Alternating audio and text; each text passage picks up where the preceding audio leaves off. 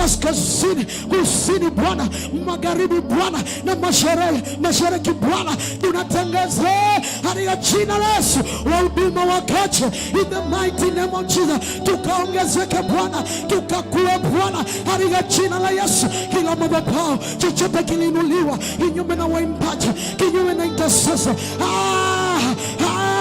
kinyume na watu wako, kinyume na wachungaji, kinyume Bwana na ashes Bwana, tunakishika mateka, tunakiweka chini. Anguka sasa, anguka sasa, hauna uwezo, anguka, hauna uwezo, anguka.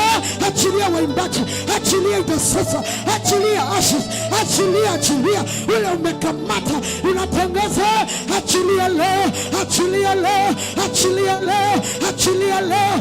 Akule umeshika, unakuamurisha leo, achilia kwa jina la Yesu. Somebody pray.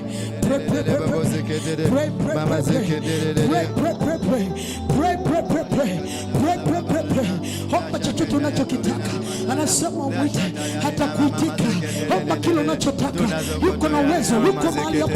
Mwambie atende leo, atende kwa ibada ya leo, atende kwa ibada ya leo. Mwambie leo ni siku yako, hautoki hapa jinsi ulivyoingia. Mwambie this is my day, today is my day, today is my day, today is my day, in the mighty name of Jesus. Tembea, tembea, ama leo ni siku yangu, ama leo ni siku yangu, ama leo ni siku yangu, sema leo ni siku yangu, ama leo ni siku yangu, ama leo nyota yangu lazima ing'ae, nyota yangu itang'aa, nyota yangu itawaka, nyota yangu itang'aa. Hakuna iliyofunikiwa na mawingu Bwana, leo ikang'ae, leo ikang'ae, leo ikang'ae, leo ikang'ae.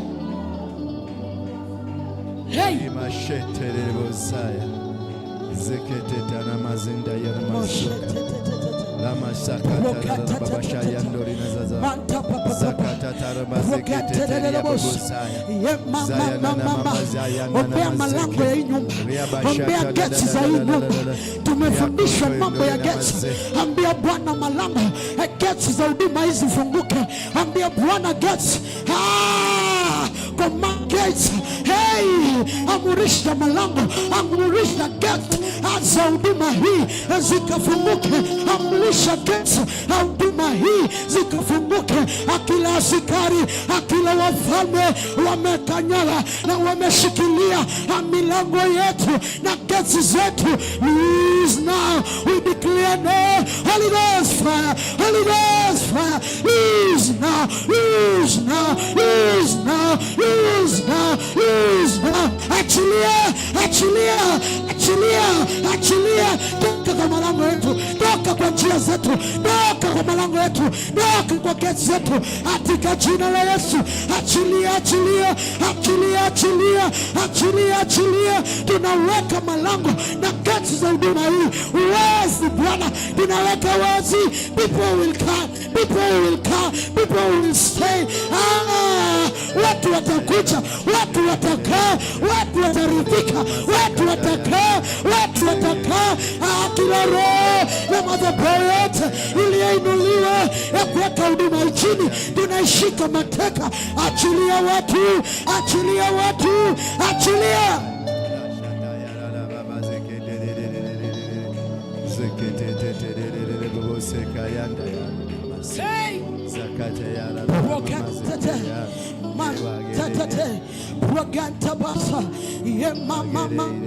Ingia kwa vita, ingia kwa vita, ingia kwa vita, ingia kwa vita, ingia kwa vita, ingia kwa vita, ingia kwa vita. Vitu vingine uchukui hivyo, vitu vingine umiliki hivyo, vitu vingine uchati hivyo. Simama kwa miguu yako, ingia kwa vita. Sasa uko na mamlaka, uko na mamlaka ya kuachilia kila kitu. Weka ikuwe kilia.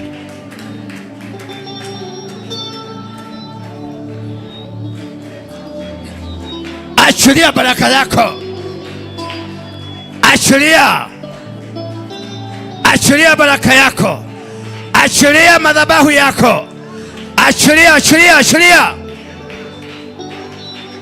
Chochote ambacho walikuwa wamekamata, geti zozote walikuwa wameinua, Mipango yoyote ya Lucifer ilikuwa juu yako, sasa inabomoka. Anza kubomoa, anza kubomoa. Bomoa, bomoa, bomoa, bomoa waliokuzuia. Bomoa malango ya shetani. Bomoa madirisha ya shetani. Vunja vunja, katakata geti zao. Bomoa madhabahu ya mababu. Bomoa madhabahu yote. Bomoa, bomoa, bomoa, bomoa. Bomoa madhabahu ya mababu, ya ukaa, ya washosho. Bomoa madhabahu ya kimaeneo.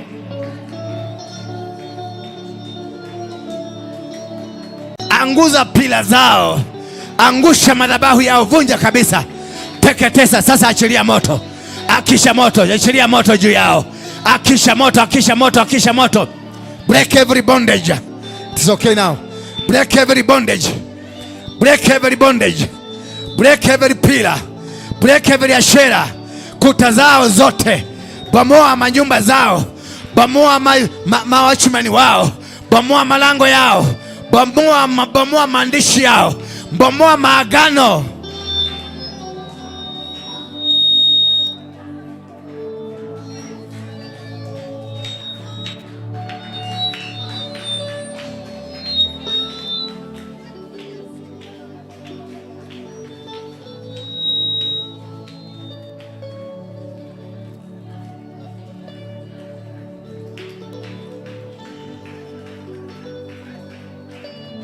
Majeshi yao yasambaratishe. Sambaratisha majeshi yao. Sambaratisha maaskari wao. Sambaratisha ma-CID wao. Sambaratisha monitoring spirit zao. Angusha chini zote. Bomoa zote. Bomoa zote. Bomoa zote.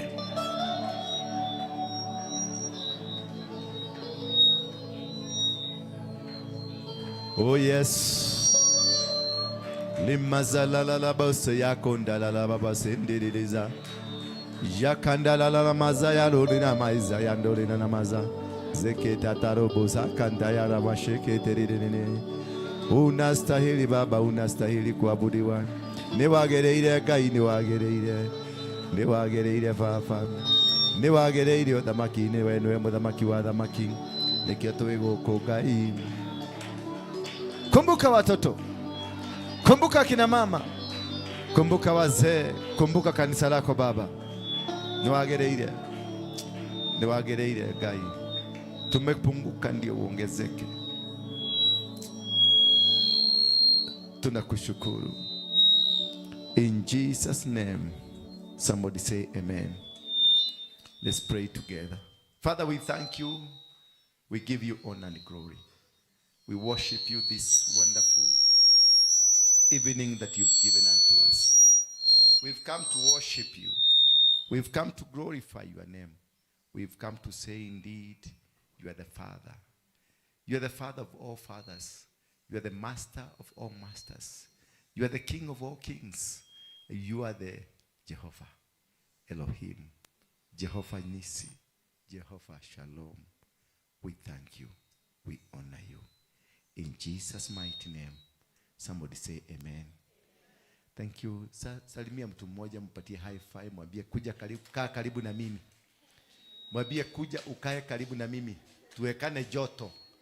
Tuwekane joto. We put heat. You put heat. Thank you. I would prefer that we use one row tonight. I would prefer we use one row. It will be so good for me, so that to reach everybody and to speak to everybody. Thank you for coming. It is very special of you because this service, God told me he's going to select a few that he want to anoint because of the next move that is ahead of us. Praise be the name of God. Kuna kitu kipya Mungu anaenda kufanya. Kuna kitu kipya nainua katika maisha yako. Umehangaika siku nyingi na Bwana ananiambia mihangaiko imefika mwisho. Umehangaika siku nyingi na wamekutesa, ameniambia watesi wako leo wameangamia. Bwana Yesu asifiwe sana. Salimia mwenzako, mwambie karibu kwa ibada ya kiajabu. Karibu sana wewe ambao unatutazama kwenye runinga zako. Ninaona Pastor Ann wa German na timu yako yote na waona kwenye runinga. Wale wako UK kina Ann Wajiro Baba Amos na wengine kina Judy, God bless you. Amalema in the US, God bless you. And those people in South Africa, I can see you're writing to me. Thank you because you're watching us live and direct. This is not an ordinary service. Mwambie mwenzako, this is not ordinary. Nipatie hai kidogo. Just hai. This is not ordinary. Mwangalie tu kwa macho, mwambie this is not ordinary. Mwambie, I wish the person who didn't come here angejua. Mwambie tu, I wish angejua. Because today is a training on how you are going to become that person that God created you to be.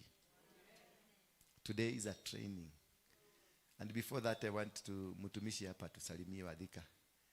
At least najua huyu mtumishi kuja tu hapa karibu. Nipanda tu hapa juu. Sasa tuko karibu kuingia Dhika. Simama hapa. Aweza kujitayarisha sasa kuhubiria watu wengi. Najua nasikia kwa unahubiria kwa watu watatu. Bwana asifiwe. Tusalimiane hapo. Anaitwa Pastor Haron na nashukuru Mungu kwa sababu ya nafasi hii.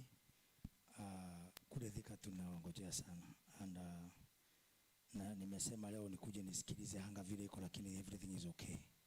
Leo ni siku fulani ambao Mungu anafanya kitu kipya. Wakati nilikuwa naomba nilikuwa nasikia breakthrough ya ajabu. Nikasema I wish we have planned to be having KESHA banda hii ni yetu. Apostle, I know you have been informed that ya wazee itakuwa next week after ya church, hiyo nyingine next inakuwa ni wazee. I think asha kuarifu hiyo. So next week wazee wote tutakuwa tu hapa. We continue keeping the fire burning. Amen. Thank you very much. Tunataka KESHA ya mama. Tutakuwa na KESHA ya youth pia iko. Itakuwa moto after moto. Hakuna kupumzika sasa. Bwana Yesu asifiwe sana. Mwambie na lugha yako, hakuna kupumzika sasa. Yes. Yes, good, very good. Thank you worship team. Naona sasa you're back to business. So mwapigie makofi worship team. Wapigie ni makofi mazuri. Nisogeshe kidogo. Wapigie makofi tena mazuri. Wacheni kupiga piga hii. Najua ubaya wenu mnakuaga na kewaru. Baka mtu akifanya mzuri hamutaki, mtu akifanya vibaya hamutaki. Bwana Yesu asifiwe sana. Asante. Kwa hivyo unasikia wazee wako na KESHA next weekend, ndio? Next weekend nitakwambia pia mimi ni mzee.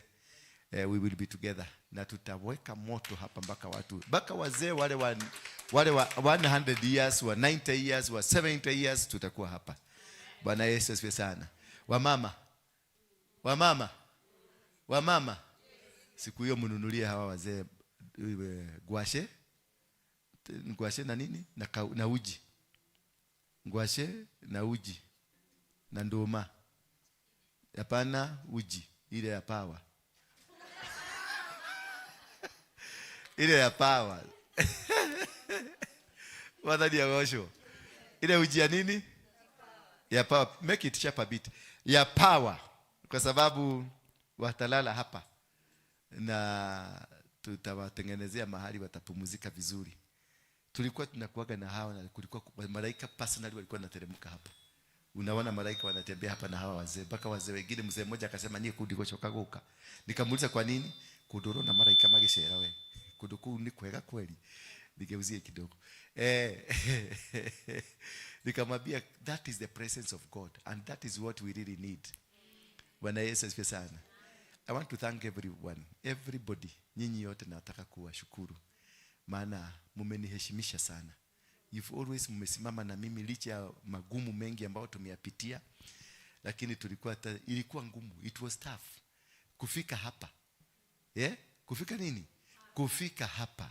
It was the toughest examination. Maana ilikuwa ya logarithm table. Na ile ilikuwa ya 2 by squared. At x squared plus yx squared is equals to. Sasa unaambiwa ufanye hiyo hesabu. Sasa unaanza kufikiria x squared plus y times x squared. Alafu unaweka bracket. alafu anapeka kwingine anasema plus xx plus xy bracket squared. Alafu anasema power 2. Hallelujah. That is how tough it was locally and internationally. Kama kuna wakati nimeface the real challenge, the real devil, Lucifer mwenyewe. Daudi mwezi kama 6 hivi, siku encounter to demon, I encountered himself. Himself. Kumbe nikiguaya. The devil himself. Baka alitoka Irad. Charity anamjua, ni rafiki moja yake. Bwana Yesu asifiwe sana. So for the I want to compliment men, youth, wanaume, youth wanawake, na worship team, the ushering team. The church is back. Amen. I just want to report to you that the church, tulikuwa tumenyaganywa. I can tell you, tulikuwa tumenyaganywa kanisa. Tukiangalia tu hivi tukisema tunaomba, kumbe hatuko, tulizimwa. Tulikuja hapa tukazimwa. Na tukaendelea kuishi hapa tukikaa tu. We lived a normal life. Ulisa Bide hapa atakwambia. We were living a normal life. A life that was no anywhere near God. Had it not for the hand of God, we had lost the game. Bwana Yesu asifiwe sana. But I can assure you today, the church of God is back. Amen. Hallelujah. And from today, because you are raising an altar today, I want to tell you, kuna wanapanga, my old guards, wanapanga, but they will come and find order. Amen. They will come and find what? Order. We are not going to chase them. We are going to find, and they will find order. And they will be subdued.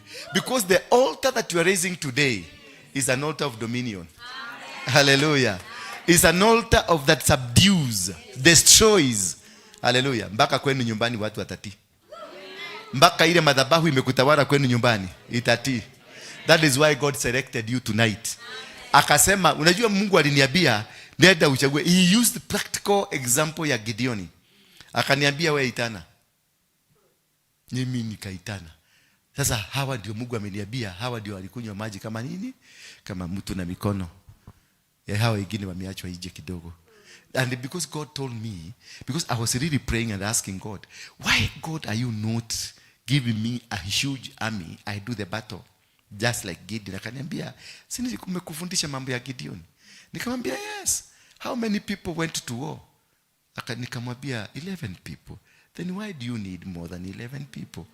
You need just that 11 or less, because you're a man of valor. Hallelujah. Mwambie mwenzako, you're a man of valor. A man chosen for the moment. Bwana Yesu sana. Mwambie you are chosen for the moment. And nobody can intimidate. And nobody can tunya you. The kigogona. You're a victor. Mwambie you're a victor. Wale watu kule nyumbani kina Pastor Ann, just join us. Thank you, join us. And we are happy with you. I know in a few months I will be with you. Uko German tukifungua kanisa. Unajua kuna vitu zingine zinakufanyikiaga wewe unafikiria ni kifo imekuja, but it was not death. It was God's lifting. Kuna vitu unaonanga ni kama kitu hii unaona unaumia, kinakutendekea unaumia, unasikia umeumia, mpaka unashindwa kwani why God, why did you do this to me? Kumbe God was speaking to you in a different language. Alikuwa anataka kukusanyia watu wakuletee kusanyi pamoja, alafu mfungue kanisa. Prepare. German, we are coming. Bwana Yesu asifiwe sana. Britain also, and also in America we are going to do the same. Already tumefungua kanisa ya Lodwa. It is up and working. Tumeweka roof, tumeweka chuma huko, hatujegagi sana. Tunaweka mtu unakaa tu kama wako nje. Unajua huko tunalalaga nje.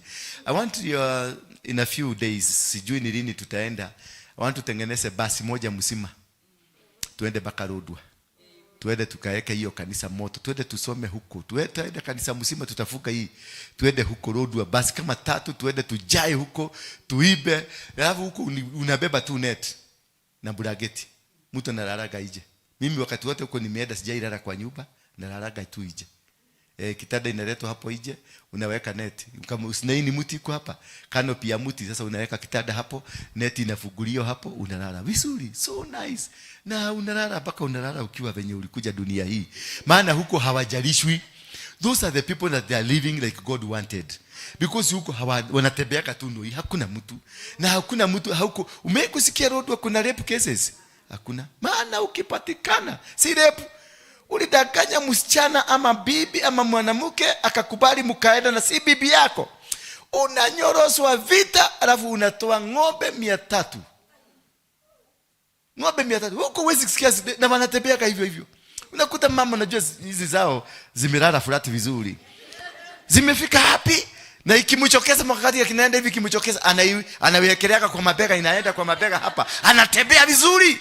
Na unaona watu wako na raha, they live like God wanted. I wish tuika hivyo badala tuwavaga. Angalia sasa, nimevaa makoti, nimevuga tai na mashati for nothing. Na tukikuwa hapa sisi wote tumekaa vizuri venye Mungu alitaka tukae.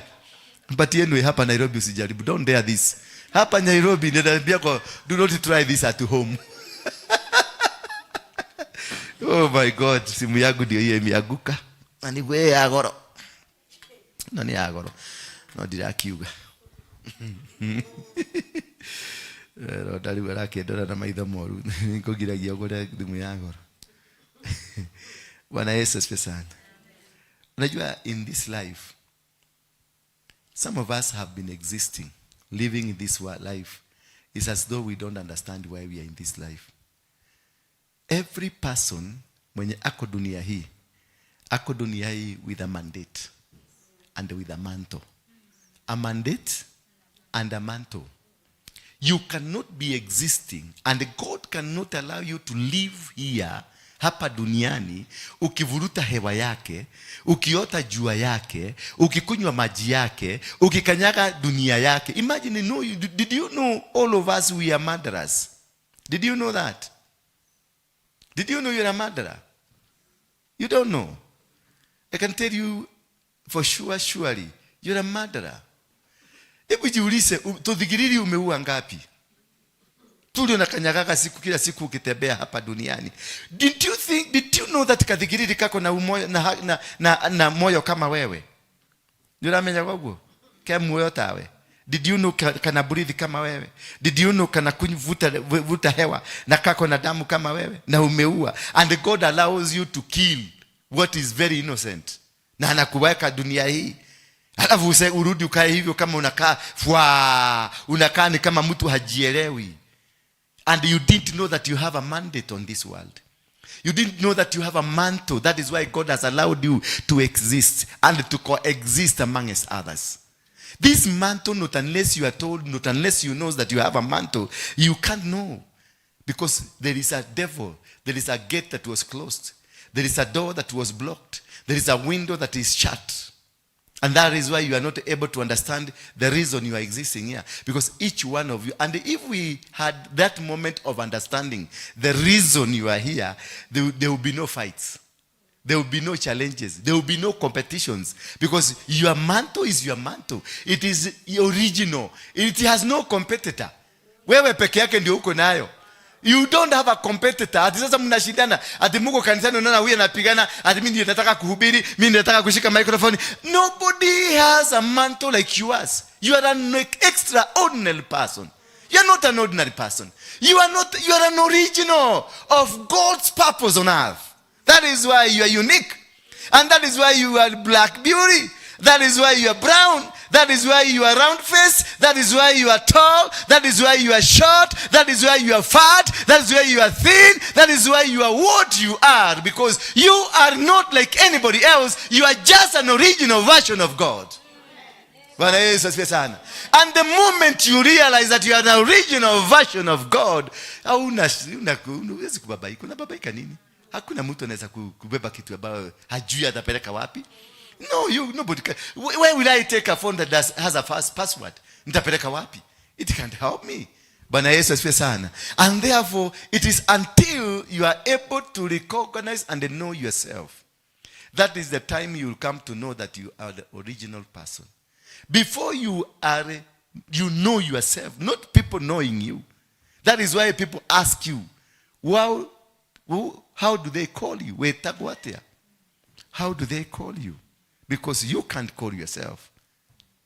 These people who calls you, because they don't know you. They call you Charity because they don't know you. Because there's a baptismal name. They don't know you. They call you Amboi because they don't know you. Until you call yourself, because you will never call Jetago. You say Jetago. You've never said Deetaga. Jetago. They call me. They call me. So they don't know me. That is why they call me Wamboi. That is why they call me Frederick. That is why they call me Mwaneki. Because they are trying to know who I am. Praise be the name of God. And because the only source of your information that can make you know yourself is only God. Nobody else. And that is why God says, before you were born, I had known you. Before you had been packaged up. You have been processed and produced and packaged into a system of God. And then God, after he knows you, he puts you aside. Hallelujah. After he knowing you, he puts you aside. Then he inserts a system in you. This system covers you completely. Nobody can be able to know you. That before you were born, I knew you. Then what did he do? He set you apart. He removed you from the systems of others.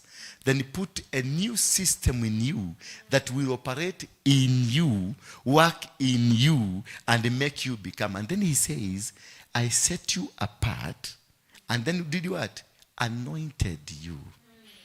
That is covering you. He anointed you. Meaning now he separates you and puts a system in you that nobody will be able to recognize. Anointing is a system. Praise be the name of God.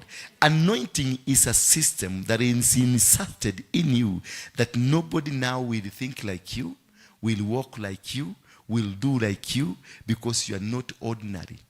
Then it moves forward. Then after he anointed you, he gives you a job.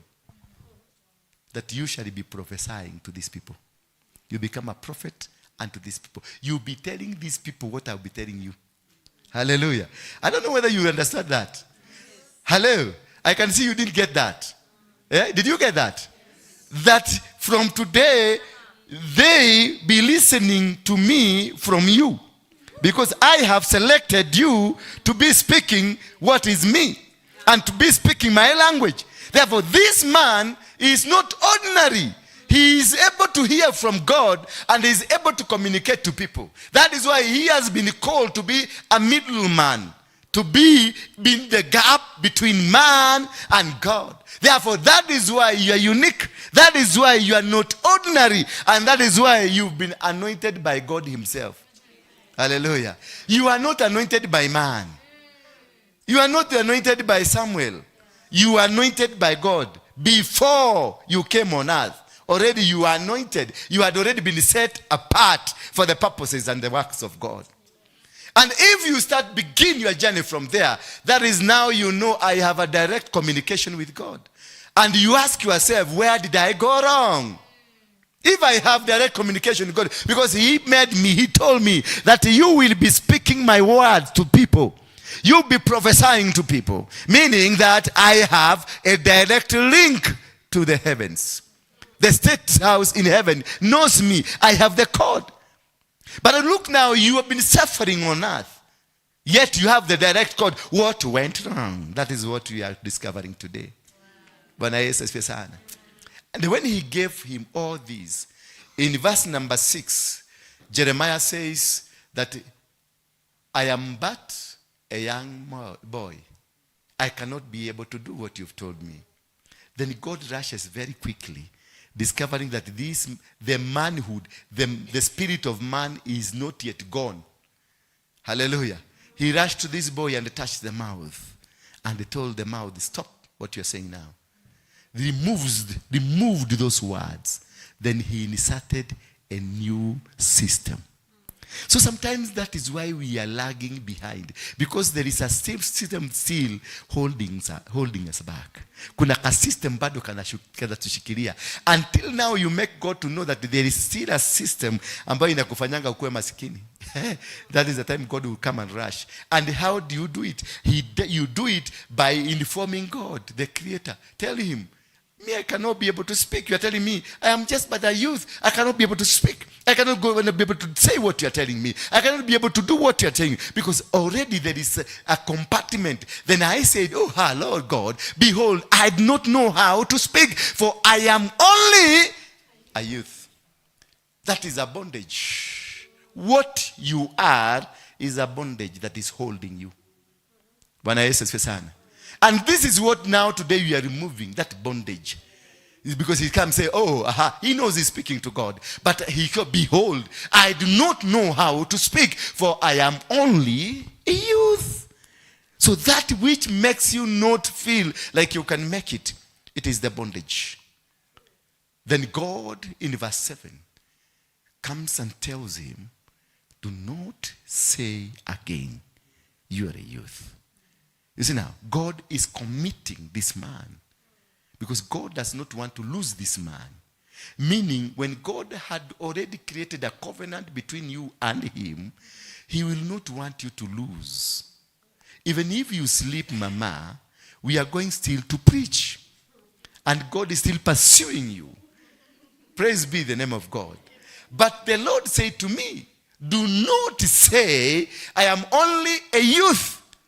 So God was commanding the demon of kujidharau. Bwana Yesu asifiwe sana. For to all to whom I send you, you shall go. May the spirit ya kujidharau iondoke kwako kutoka leo. May that spirit that has hindered you from becoming, may it be defeated in the mighty name of Jesus Christ. May the power, may the valor in you come out. May the warrior in you come out. May the power of God in you come out. Yes, from today you are not walking out of that door when you are not a warrior. You are going to walk a warrior. And you are going to walk a changed person. Those fear small things that have been making you fear. Tu vitu tudogo tumekufanya umekuwa na uoga mwingi, tunaenda kuondoka leo. These are things that were instigated to you by your parents, by your uncles, by your altars, the family altars, the gods of the family. Hao ndio walitengeneza ukakuwa sasa you be living in fear, intimidated. Unakaa kwa jiji la Nairobi lakini you live in fear. Unakaa kwenu lakini you live in fear. Unakaa kwa kazi lakini you live in fear because they have already intimidated you. They have removed the wiring of heaven. That is why you are scared of everything. That is why you cannot be able to stand and do things because you are fearing. You cannot make anything move because you have fear. Today, the fear that has been disturbing you, the fear that has caused poverty in your life, the fear that has caused you not to move forward has to come out and be broken in the mighty name of Jesus Christ. Every demonic agenda over your life is broken in Jesus' name. For to all to whom I sent. Remember, this is a man prepared to be sent to everybody. Not a man prepared to be sent to nobody. This is a man prepared from the womb of his mother, prepared to go and do and speak to anybody. Because God is telling me, for to all to whom I send you, you shall go. And whatever I command you, whatever I command you, so it doesn't matter. Even if God commands you, go and kill. You kill. So that means you are a general, you are a commander. Praise be the name of God. Wewe ni commander. Yeah, wacha kuja kujidalisha hapa. You are a commander. Commander wararagi. Commander wanakuwaga macho. Wanakaa wakiwa macho because an enemy can come and you release the commander. Unasema jeshi bomolewe. Yes. Wacha kujidalisha hapa. Tagogwa risasi ya kichwa. Hey, and then he says in verse number 8. Oh my God, this is so special. I had never seen this the way I'm saying today. Do not be afraid of them. Oh, Messiah and Ndura. He is a youth. And the people he is about to meet is a powerful people, very strong people. But God tells him, do not be afraid of them. So you can go and trample on them. You will trample over snakes and scorpions, and they will not hurt you. You will do more. You will do everything. I will send them to you. Whatever you go and tell them, they will respect you. It doesn't matter how young you are. It doesn't matter how shaggy you look. It doesn't matter which village you've come from. But what I'm telling you today, you will be going there to them, to their camps. You'll be going to State House and meet Kasongo, and they will be telling Kasongo, mene mene tekel, and these will be listen to. Amen.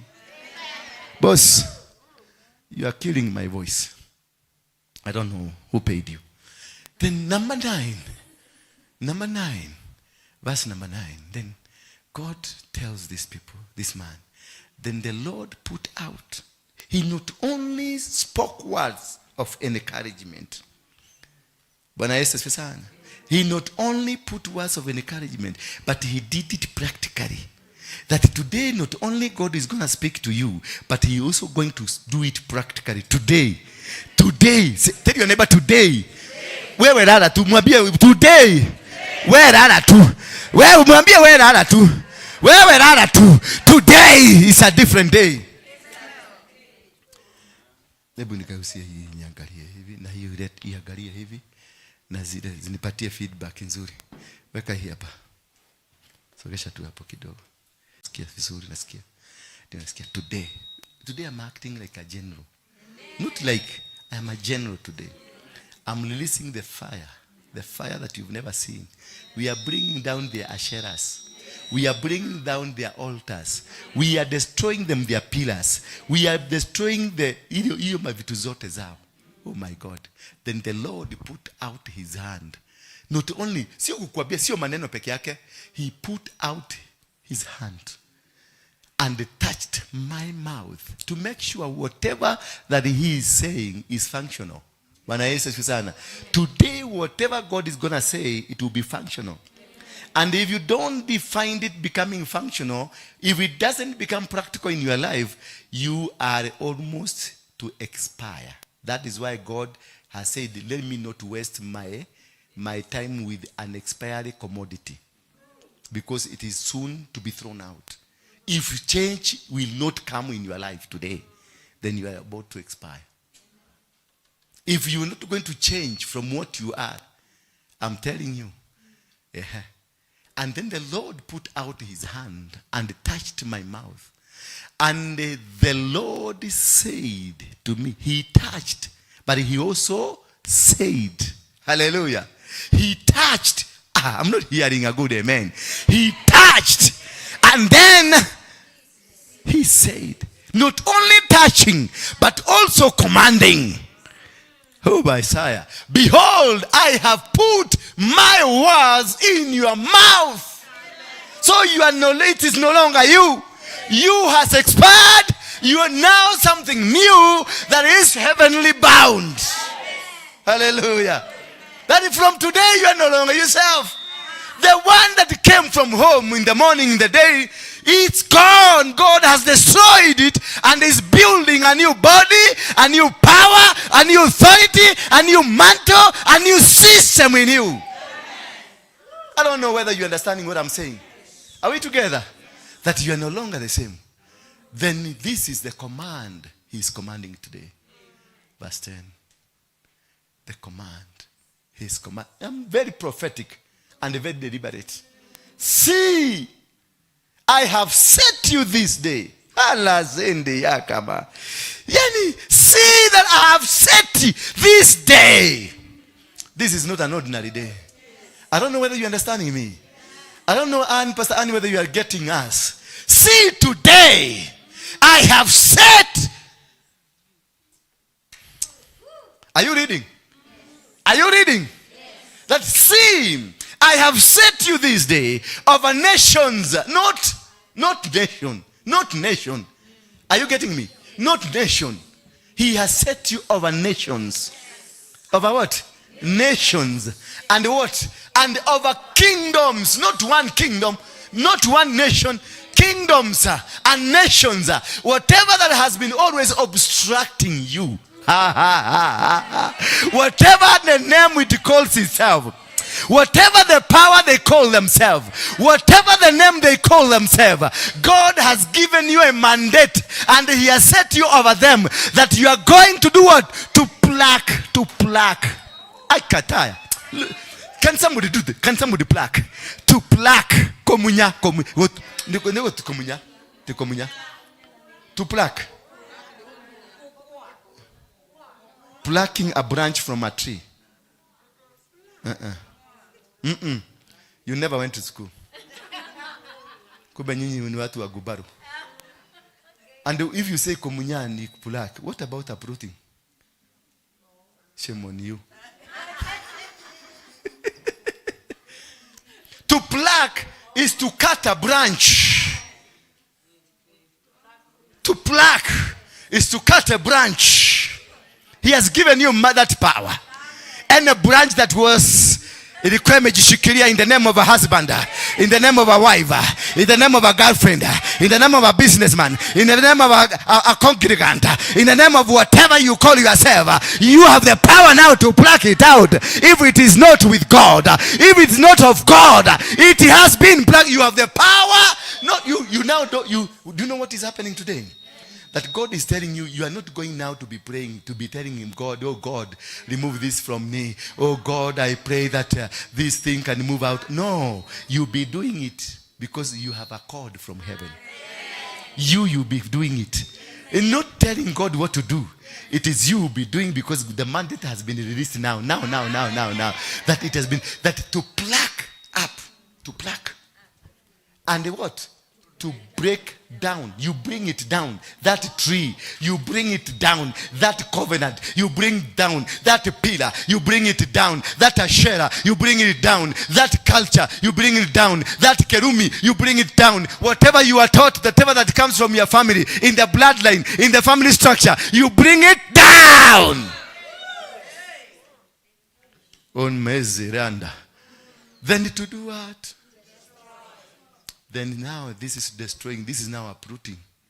To destroy. Other versions they say about uproot. So this destroy it. Destroy it now. That is where you put fire. So he has given you a matchbox to be carrying every day. In your pocket there is a matchbox that will never expire. That wherever you go you set anything on fire at the device. Hallelujah. And this is what the devil has been trying to steal from us. When you see the schools burning, it is this that they took it from here. And they are using in a different way. Because they are causing fire. People to burn. This is supposed to be us burning the demons. Burning. Destroying institutions of the demons. Destroying the mandates of the demons. Destroying Lucifer himself. And burning himself because you have the fire. You have the matchbox in you. Hallelujah. These things you see the devil that they are doing, the people that the devil are doing, they were meant for us. But they were smart, they stole it. But today, God has reinstituted it back. Today, there will be no school. From today, nobody will burn a school. Hallelujah. No factory will be burned. No business will be consumed by fire. No nothing, no Ebola. Ruto na Trump na watu wake, they will never bring Ebola here to Kenya. Kenya is a holy nation. Kenya is a holy nation. Sio country ya kuja kukanyagwa na mavita kataka. Kenya is a holy. I command, naachilia command. Maana nimeambiwa, see today, I have set you this day of a nation of Kenya and over the kingdom of Ruto, that they will know that hawatalete corona, hawatalete ujinga hapa. Yes. Nimepata mamlaka. Mimi ni mkubwa kumuliko. Maneno ya uoga nimeondolewa. Maneno ya ujinga nimeondolewa. I am not going again to sweat under his powers. I am not going to be under him now. I am under the heavenly kingdom. Maana nimehamishwa, nimeambiwa, nimetolewa maneno ya kujiita Mkenya. Mimi si Mkenya, mimi ni binadamu wa mbinguni. I am a citizen of heaven. And being a citizen of heaven, here is my heaven. I live under the passport of heaven here in Kenya, and they have no power. Yes, because niko na nguvu. Yani mpaka nasikia kutembea na nguvu. Yeah. And then you have been given the power to overthrow. Do you know the meaning of overthrowing? Overthrow ni nini? Yeah? Ni kuoverturn. Is overturning? Yeah? Is overturning? It is what?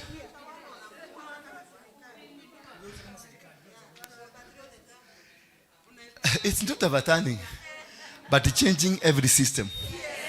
Hallelujah. It is not overturning because you can overturn and it remains the same. Unaweza kugeuza hii speaker na iendelee kuongea, but ni kubangoa zile speakers ziko ndani weke mpya.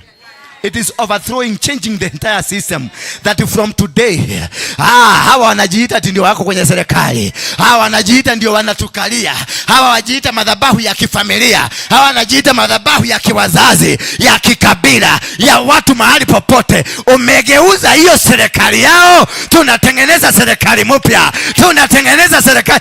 Niko na mandate ya kuvunja the kingdoms, ya kuvunja the nations, and you create a new nation that belongs to God. Bwana Yesu asifiwe sana. You create a new kingdom that belongs to God.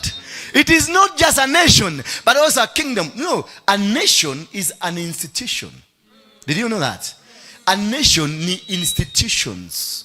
Like marriage is an institution. This church is an institution. The schools are institutions. The country Kenya is an institution. But in an institution, there is a spirit that rules in the institution. And this spirit that rules in the institution, it is what we call kingdom. Hallelujah. So there can be no kingdom without an institution. And there cannot be an institution without a kingdom. And the kingdom, we divide it into two. We create one word, king, and another one, dom. Meaning what? King is the man that rules. Dom is dominion, the spirit that rules with this man. So when you destroy the nation, you also destroy with his spirit of this kingdom. That is why Joshua, when he was told to go and kill those 5 kings, he overthrew the nations, Gibeon, destroyed them, arrested the kings, and they killed the spirit that was with the kings, so that the children of Israel, when they come, they will not have spirits that will disturb them. Hallelujah. And that's the meaning of overthrowing, changing. You've been set over nations and the kingdoms to overthrow them, to change. That today, in this country, Kenya, we are writing a new system that will be ruling Kenya.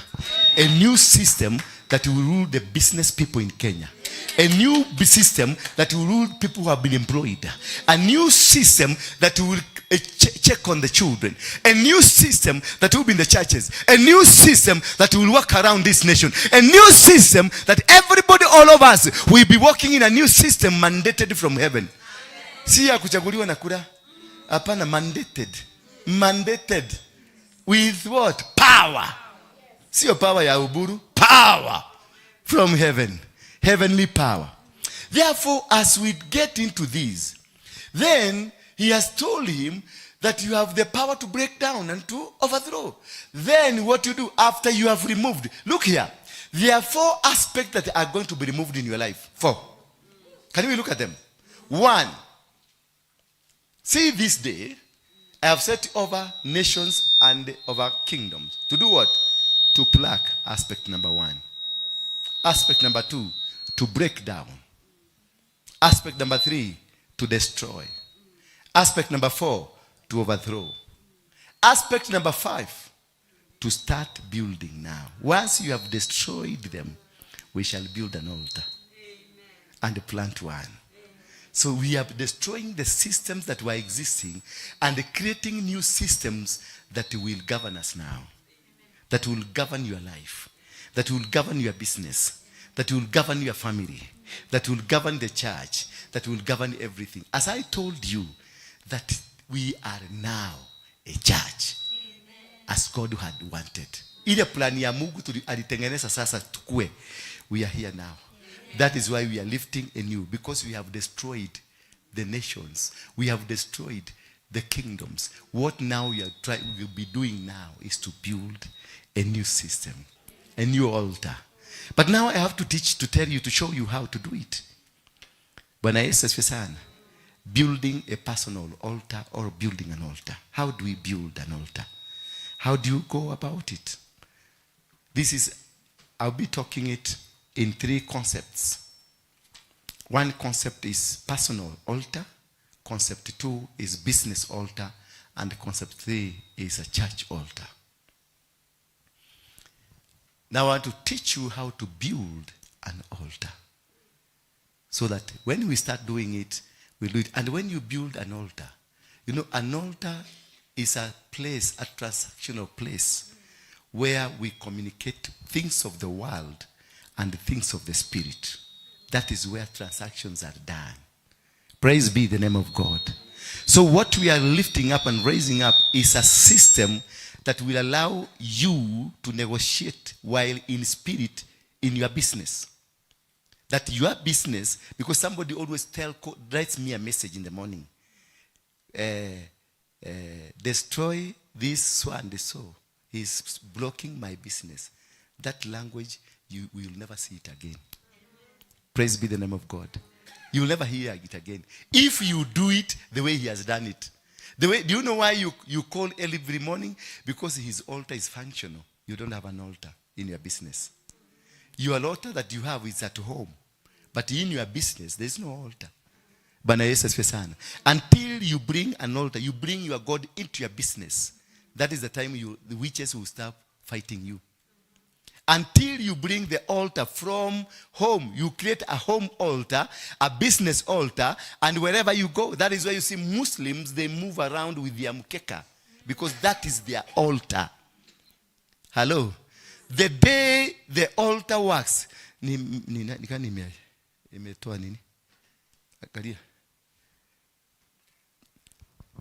telling you, angalia speaker moja imechamuka kidogo. Let us get into the book of 2 Chronicles, chapter number 6. 2 Chronicles, chapter number 6. And before we get into 2 Chronicles, chapter number 6, let us look at every believer needs to walk in convictions. Every believer needs to walk in convictions. Every business idea comes from God that he has deposited in you. You need to start asking questions about it. If you get an idea today that you want to do this business, you want to do this what? You want to be here, you want to do something abroad, you need, before you start even doing it, you ask God, why did you give me this business idea? Because every idea that is business worthy is coming from God. And when God gives you a business idea, he's giving you because he wants that business idea to advance his kingdom. Hallelujah. So before you start any business, do you connect that business with the kingdom building? Because if the business is not meant for the building of the kingdom, is not meant for building and structuring the kingdom of heaven, then that business is not godly. It is demonic and it's bound to fail. That is why you find many people, they are in their 13th business. They are in their 14th business. Because God gave them an idea, but they never consecrated the idea so that God can bless it. You see, when Jeremiah was born, God comes quickly and says, before you were born, I knew you, I set you apart, consecrated you, and anointed you because you are my business. You have come on earth to do my business. Not your business, not your things, not your purposes. You are a slave of me. So every business given to you is a slave given to you because of the purposes of the giver. Any idea given to you, it is not meant to help you. It is meant to serve the giver. If it is given from God, it is not meant to give it to help you. It's not meant to buy you big cars. It's not meant to build you big houses. It is supposed to build the kingdom, and as it's building the kingdom, it builds you. So if you lost the mark on understanding the reason God gave you this kingdom, this business, then you will not make it. Because if you lose the mark, God will never walk with you. And that is why you see Muhindis in your shops. They must have a God in that shop.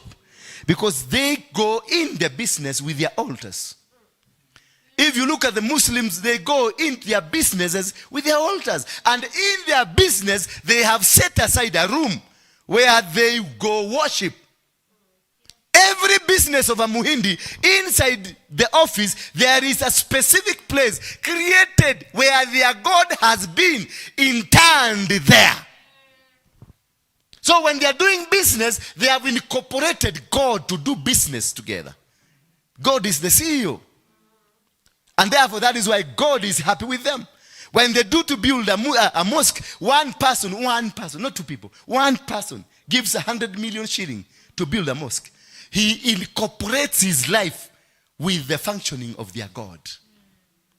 And that is the beginning now of your success. If I can look at you, none of you have an altar of business. Yes, you have businesses, but you cannot create a small space because that space is money. And this is what, because when you do that, you have removed God from the business. Ask those people who work in Muslim businesses. Those people who work in Muslim factories. Those people who work in Muslim offices. In their offices, there is a place, there is an office. You go to hotel like CJ. You go to CJ. In CJ, you go up there. They have a room. They have a mosque inside the hotel. But go to a Kikuyu hotel. There is nothing. Nothing. Even you go mwadhani ya gosho, anakuambia, uko dawa kunywa ke, unataka kukunywa nini? Na anakukodolea jicho. Because hataki kuitanishwa na Ukristo. Hataki kuitanishwa na uokovu. Hataki kuitanishwa na hii kitu shameful. Because Christianity is a bit shameful. Not many people will want to be identified when they are working. When the member of the church comes and passes by, unakuta sayu amekuona, hey, hello. Yeah, because hataki umwambie Bwana asifiwe. Bwana Yesu asifiwe sana. Because he has not incorporated God in his business. He has left God in their church. Na ukienda nyumbani kwake, hakuna kakitu kanaitanishwa kama madhabahu ka nyumbani. Wote iko kwa nyumbani kuenda kwa ruda, utapata ni baa iko ndani. It's a bar. Not an altar. So when you don't create an altar in your business, you have removed the purpose of God in that business. So it no longer becomes the system or the business of the kingdom of God. You have removed God. The moment you remove God, and this is why when Mary was told about coming of Jesus, he asked, what is his name? Whom shall we call him? First question. What is this situation now? He was told. She was told. Then she was told, the power of God will cover you. When Samson was born, the parents asked who this child will be. So when you are given a business idea, anything that is coming from heaven, you need to ask a question. Why did God tell you to go and open duka ya kuuza chuma? Kwa nini amekutuma ukaanzisha duka gasi ya matatu? Ni kwa nini amekutuma ukause sukuma? Because he does not just tell you to go to do business just without a reason. He created Jeremiah with a reason. That wherever I will send you, you will go. Whatever I will tell you to do, you will do. So this business is created to serve God. It is not just a business for you. It is not a business for you. It is not a marriage for you. After in the marriage, you create a room in your house that is a prayer room where you pray. When you have your time, you go and pray in the middle of the night. In the morning, you pray. In the day, you pray. You make that room up. You incorporate God inside your family. Then from there, the family now stops belonging to you. It belongs to God. Because there is an altar that speaks for this family.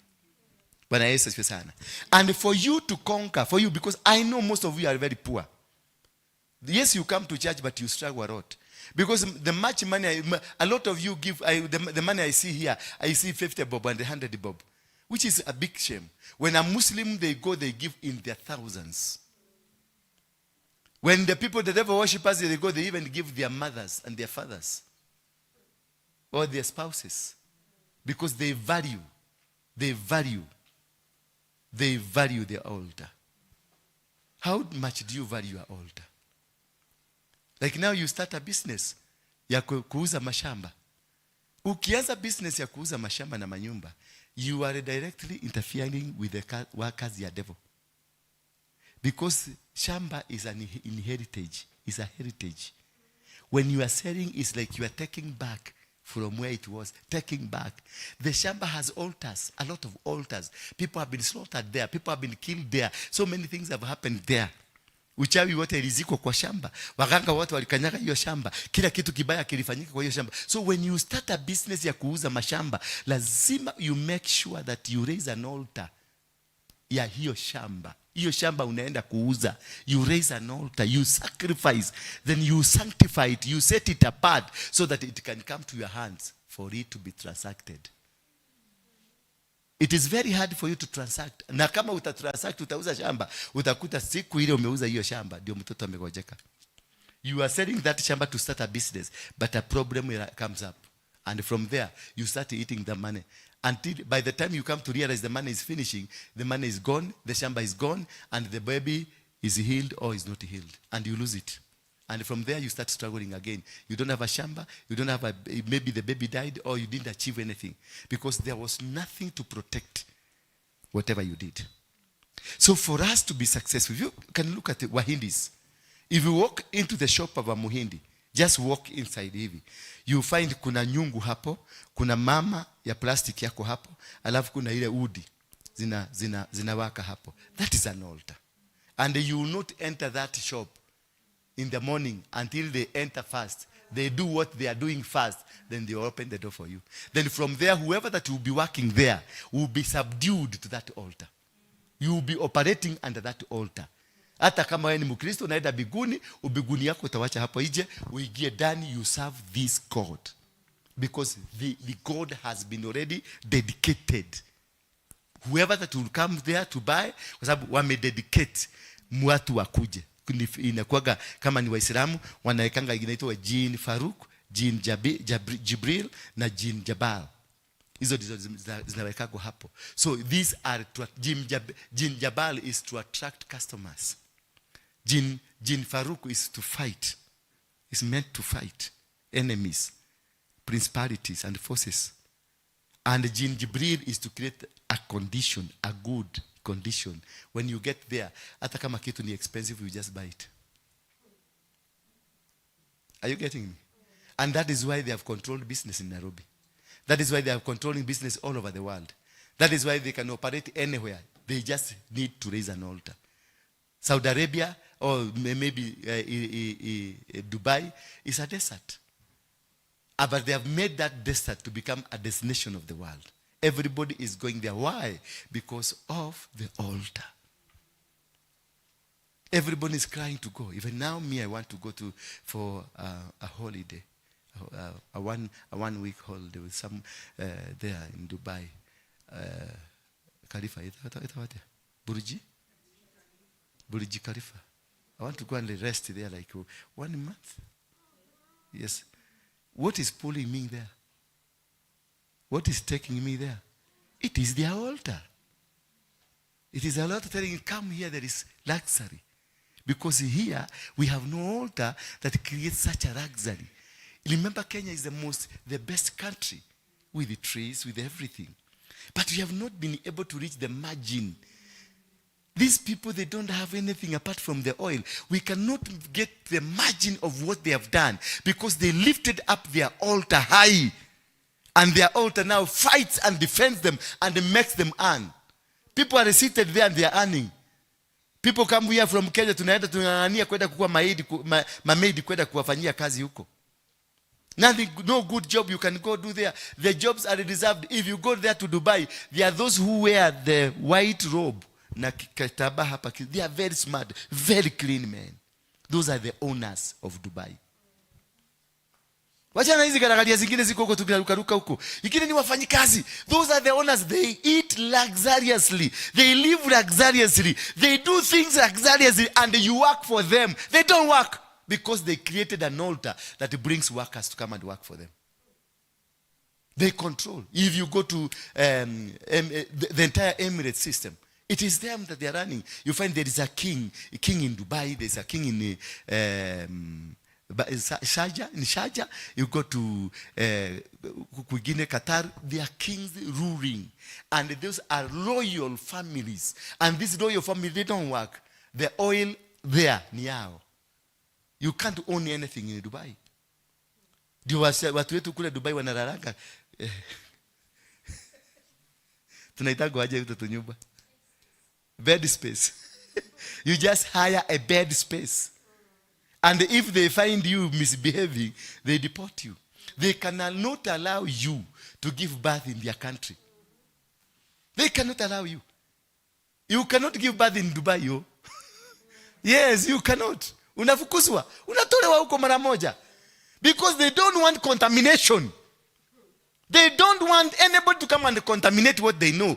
They contaminate any god, their god. Contaminate businesses out. Contaminate their system. They don't want. That is why they give a visa of 3 months. Then you go back, then you get another visa, then you come. That's the top secret they have. Because their altar does not allow any contamination. It has prohibited them. And that is now why they are wealthy. Huko wanakulaga vizuri kutuliko. Wanakunywaga vizuri kutuliko. Na ukienda Carrefour ya huko, kila kitu huko unaona Kenya. Product Kenya. But this thing you cannot be able to access it in Kenya. You can only access it in Dubai. Coffee alone. 1 kg of coffee is 15,000 shillings. 1 kg of coffee. Here 1 kg of coffee is 100 bob. 80 bob. Na unalipwa na madharau. Why? Because wako na madhabahu ambayo ilikamata. Wako na madhabahu ya kuitisha. Waliyainua na wakaidedicate. Wakaifanya isimame. And this is what you are lacking. That is why you are poor. You are not poor because you don't have brains. Brains you have them. You are not poor because you are not bright. You are bright. You are not poor because you don't have money. You don't need to have money. You need to raise your altar. Pesa zitakukuta. Nenda hapa Mombasa tu, hapa Mombasa utakuta tumu zetu tunachezanga ile kitu ya. Na hujai utakaona kakifanya kazi. Lakini kanaendesha gari mkubwa. Kanaendesha gari mkubwa kwa sababu ya nini? The altar. You have to understand these systems. And I want you to understand today, because today I'm going to anoint you. And we are going to raise this altar. And I'm going to command you to go and raise an altar kwako nyumbani. Na kwa hiyo biashara unafanyanga uende uanzishe madhabahu. After what I teach you, uende uapply. Ukikuwa maskini by the end of this year, andika tu barua ya kuexit. You must be able to know what is the reason why God has given you this business. Why do you want me to do? You ask God, why do you want me to do this business? You must know the purpose of the business. Why does God want you to do the business? Why does God want you to sell coffee? Why does God want you to do business ya kuuza majani, ama ya kuuza magari, ama ya kuuza mashamba? Why does he want? You need to understand. Because he will never give you a job without a reason.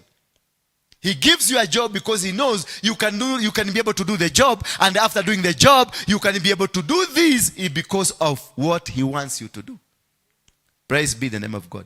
He asked Abraham, akamwambia Abraham, take your son, because he wanted to bless the world, and he identified Abraham as a man that is going to use to bless the world.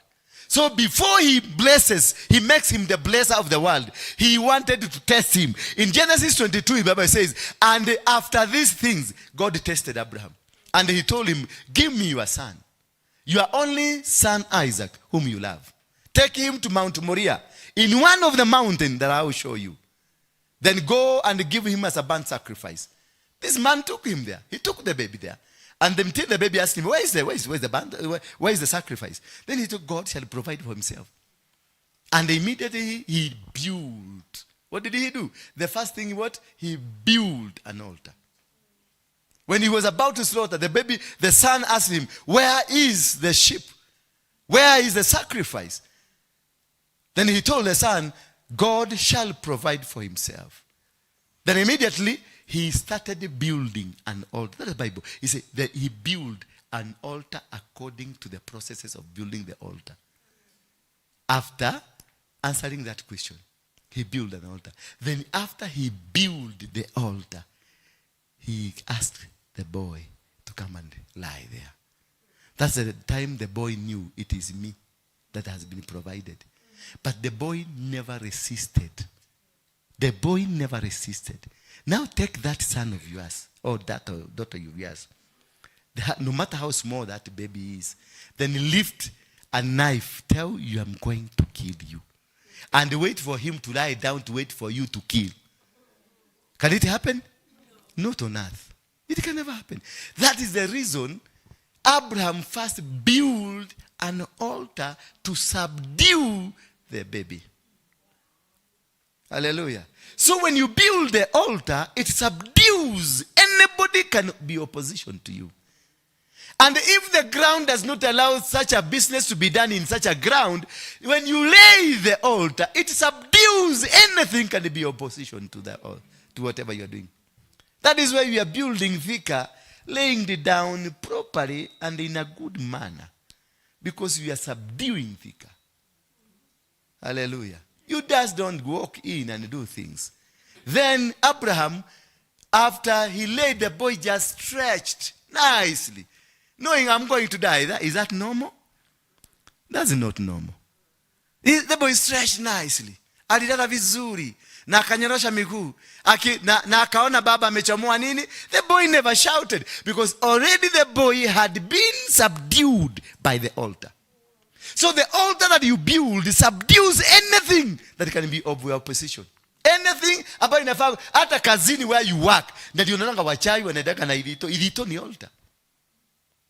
Bwana Yesu asifiwe sana. Ndio unaona watu wanaoperate na uchawi hata kwa makampuni, kwa business, kwa kazi. Unaona mtu anatafuta promotion na gedito na inapatikana, because hiyo gedito ni altar that subdues everybody else, and you are given positions because of the gedito, which is the altar. But you say the blood of Jesus. The blood of Jesus. Things of the altar came way before Jesus. They existed before Jesus. It is a principle. Anything that is a principle is not of the New Testament. It is from God. So don't be lied by those pastors who are very poor, yet preaching about a billionaire Jesus. But for them, they eat like pupas. Number 3, what you need to understand from God when he gives you a vision. What is the relationship of this business with the kingdom of God? You must be able, the business you are starting must have a relationship with the kingdom that gives you the vision. So if it is God that has spoken to you, you ask God, what is the relationship ya hii kazi yangu ya kuuza spare na kingdom yako? Because anything that God gives you, it is for embodiment, empowerment, and for the structural authority to his own kingdom. You are just but a slave, working for his kingdom. So you must be able to know that what is the relationship between this business and your kingdom, Father. Am I doing this for your kingdom? If this is not for your kingdom, then I'm not going to do it. Because it is not for the advancement. Because whatever that God gives you, it is meant to build his kingdom. You must be a kingdom builder. So that is why he's giving you money. That is why he's giving you business. That's why he's giving you a car. That's why he's giving you a husband. That's why he's giving you a wife. A wife must be a kingdom builder, not a kingdom destroyer. A husband, the same. The children that he gives you, you must ask God, why are you giving these children to me? They must be kingdom builders. They exist to come to serve God, to serve the kingdom that brought them on earth. And that is a power. And that's a secret. That's why God touched Jeremiah in his mouth and removes those words of not understanding, not knowing that he is not ordinary. He is somebody that is extraordinary. No, people just say that, oh, Jesus died for me, Jesus died. No, Jesus never died because of 1,000 shillings that you earn. He never died for 1,000 shillings. He never died for 1 million bob. Jesus is greater than 1 million bob. So he never died for that business. He died for salvation. So don't bring Jesus when you are doing business. He has never died for those small things you are trying to put him in. No. He died for greatness of God. He died for the salvation. He died for humanity, not for this business. Hallelujah. Ask from God, what is the mandate in the business? Are you writing? Ask from God, what is the mandate of this business? Ni ya nini? Inakuja kufanya nini? We are building the altar now. This business, unailete kwangu, inakuja kufanya nini dunia? Is it coming to bring separation? Is it coming to bring disunity? Is it coming to make people hate me? Is it coming to make people run away from me? Is it coming to come and cause separation between me and my wife or the people around me? What is the purpose of the business? Why is it coming? What is the motive, the mandate, the motive? What is the desire you have about this business? So those are the principles, those are the questions that you ask yourself so that God will answer you before you start this business. Before Moses was born, everybody knew a son is coming who will liberate this nation. They knew. And that is why they had to put him in a basket and take him somewhere, because they knew this is not an ordinary human being. The mother and the father were unable to live with this boy because he was not an ordinary person. He was a man with the highest mandate of liberating. So they had to move him away. And wherever they took him to the river. And once they put him in the river, a daughter of the king comes and picks the baby. Because they were instructed by God. My son, my king, my liberator is already with the mandate. So Moses had already the mandate. That is why he will not be able to live with their parents, because the parents do not have mandates. The person who had the mandate to hold such a baby is the king that the baby is coming to remove. Hallelujah. And because the baby was an altar himself, he went and he was accepted. Do you know why Moses lived in the Pharaohs? In the Pharaohs were the most educated people. They were lawyers. They were big people. So Moses was to be taken to go and live kwa mafarao ndiyo asomeshwe law. That is why we have the books of Moses are all law books. Hallelujah. And he was never taken to just a small university. He was taken to prominent university. So when God gives you a mandate, he equips you. So if God gives you a business, he must equip the business. He must give you money to do the business. He must give you people to support the business. He must bring people who will bring the idea of that business. Then he will send people with the money for that business. Then he will connect you with the people that have the business. It can't just happen that it just came and now you're struggling. You're struggling. You're struggling. You're struggling. You are not supposed to struggle when the mandate is from heaven. The business, it comes from God. And when it's from God, everything that pertains to that business will come freely from all quarters. People will send money. If you're going to buy something, people will bring the money. Yes. If the connector, where that thing that you're going to do, it will come here.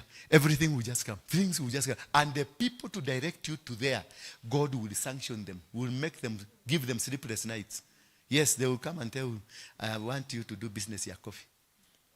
Then from there you find somebody say, I know where the coffee sellers are. From there you say, somebody say, I want to join that business and I have my few millions here. I want to be part of the business. That is when you know this is a mandated system. It is not an ordinary business. It is mandated. And this business now, it is protected. What you need to do, you raise an altar. Unainulia madhabahu.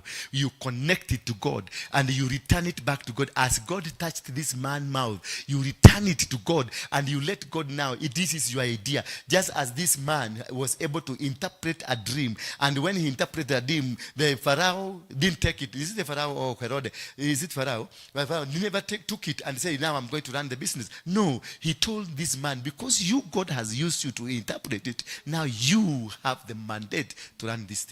Go ahead with it, because those are the principles of God. When God connects you with the people, when God wants to give you a business, he'll give you an idea but bring also people to come and support the idea. When God wants to create a church for you, he will bring the church, create the space and everything, then he bring people like you to come and support the idea. It's only that me will misbehave and remove myself from where God put me. And then the cockroaches and the frogs will come instead of the right people. Because I have moved myself from the position where God positioned me. If you move away from the positioning, then what you are going to encounter is hardships. Because you are not where God, because you never asked God, is this woman Charity from you? Is the woman Lucy from you? Because I needed to ask God, the people who came to my ministry first, are they from you, God? Then if I from him, then I will dedicate them to the altar so that they can serve, because it is not my altar, it is the altar of God.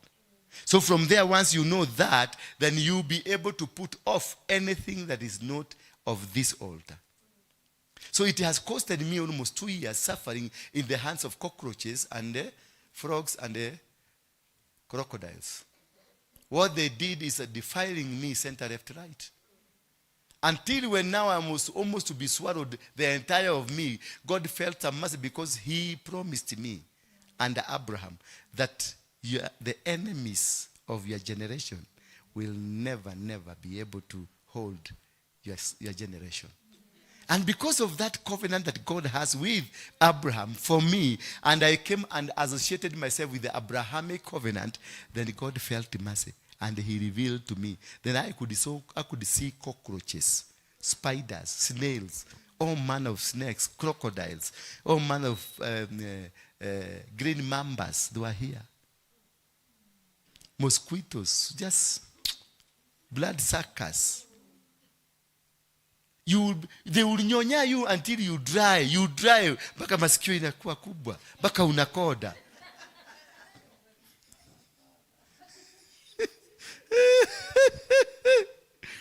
So when God empowers you, tells you, go and do this thing, he gives you he empowers the entire system that you are.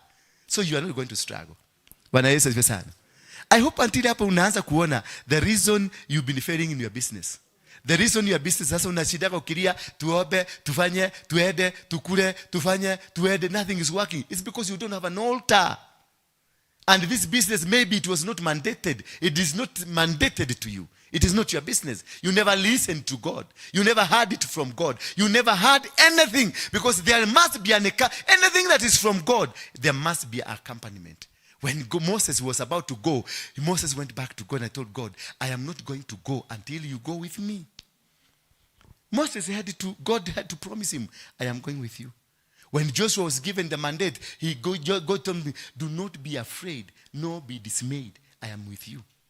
So anything that is of God, it has a walk with God.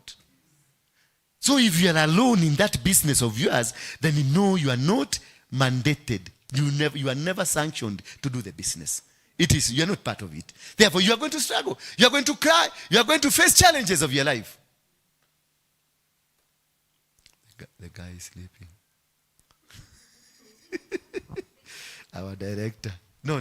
Yeah, you can't change it.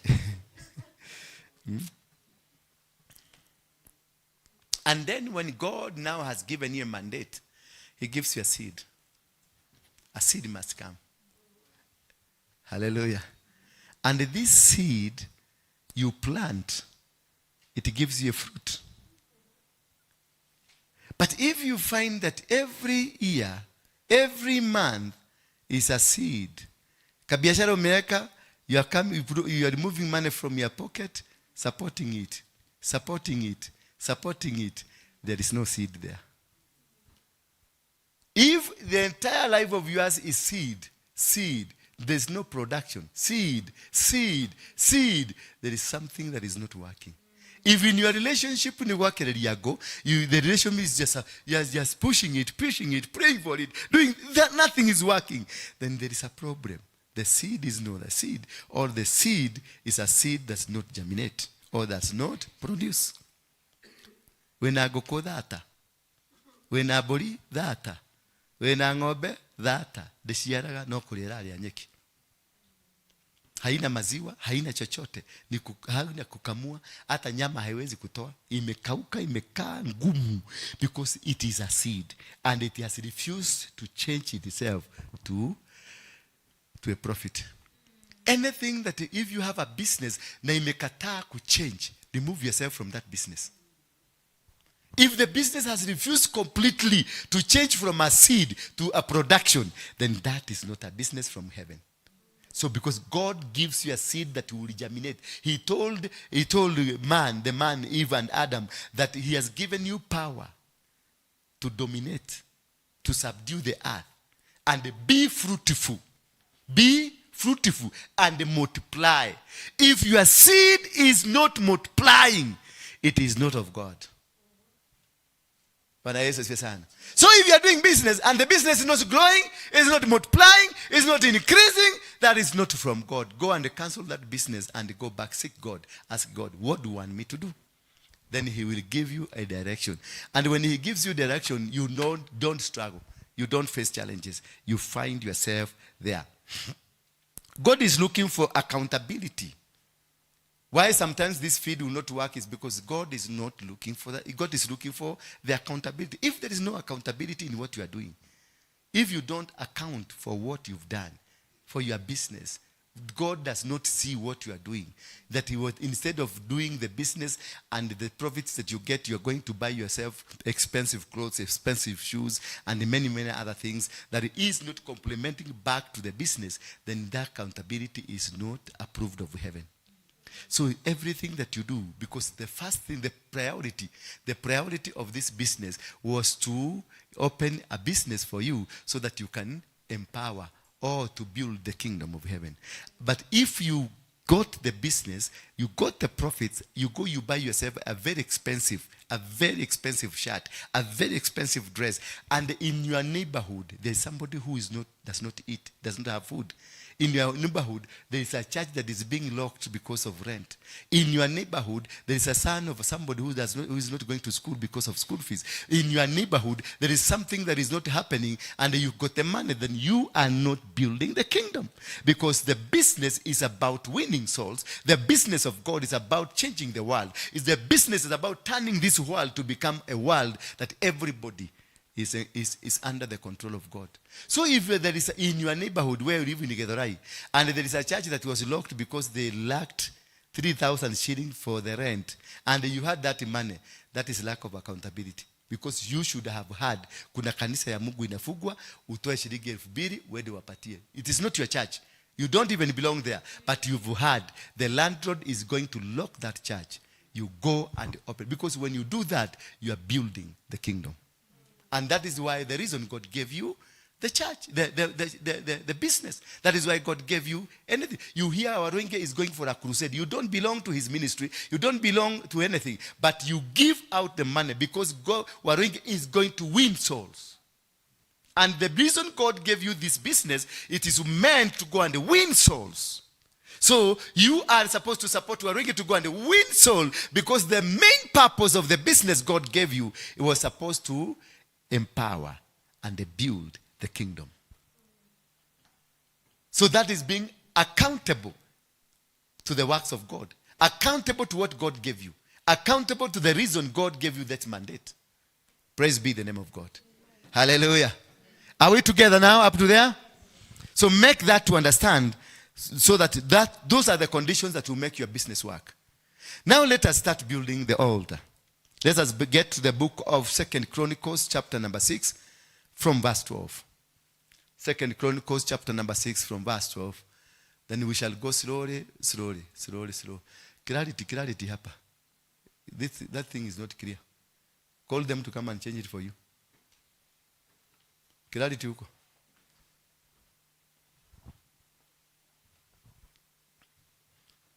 Are we there?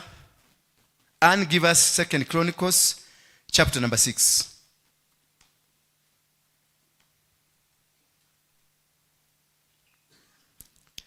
Then Solomon stood before the altar of the Lord in front of the entire congregation of Israel and spread out his hands. he stood before the congregation and spread out his hands. Why? It is before the altar. He had built the altar. So why did he spread his hands? Is to function that which he had built. The altar becomes an altar if a prayer is done unto it and a sacrifice done on it. That is the time the altar becomes the altar. Otherwise, it will become just another structure, another thing, another system that is wherever it is. Praise be the name of God. And therefore, verse 14, let's get to verse 14. 14, please. For Solomon, 14, he said, Lord God of Israel, there is no God like you. You see now, he is connecting. I'm looking now for the connecting. What you have started as an altar, now connecting it to God.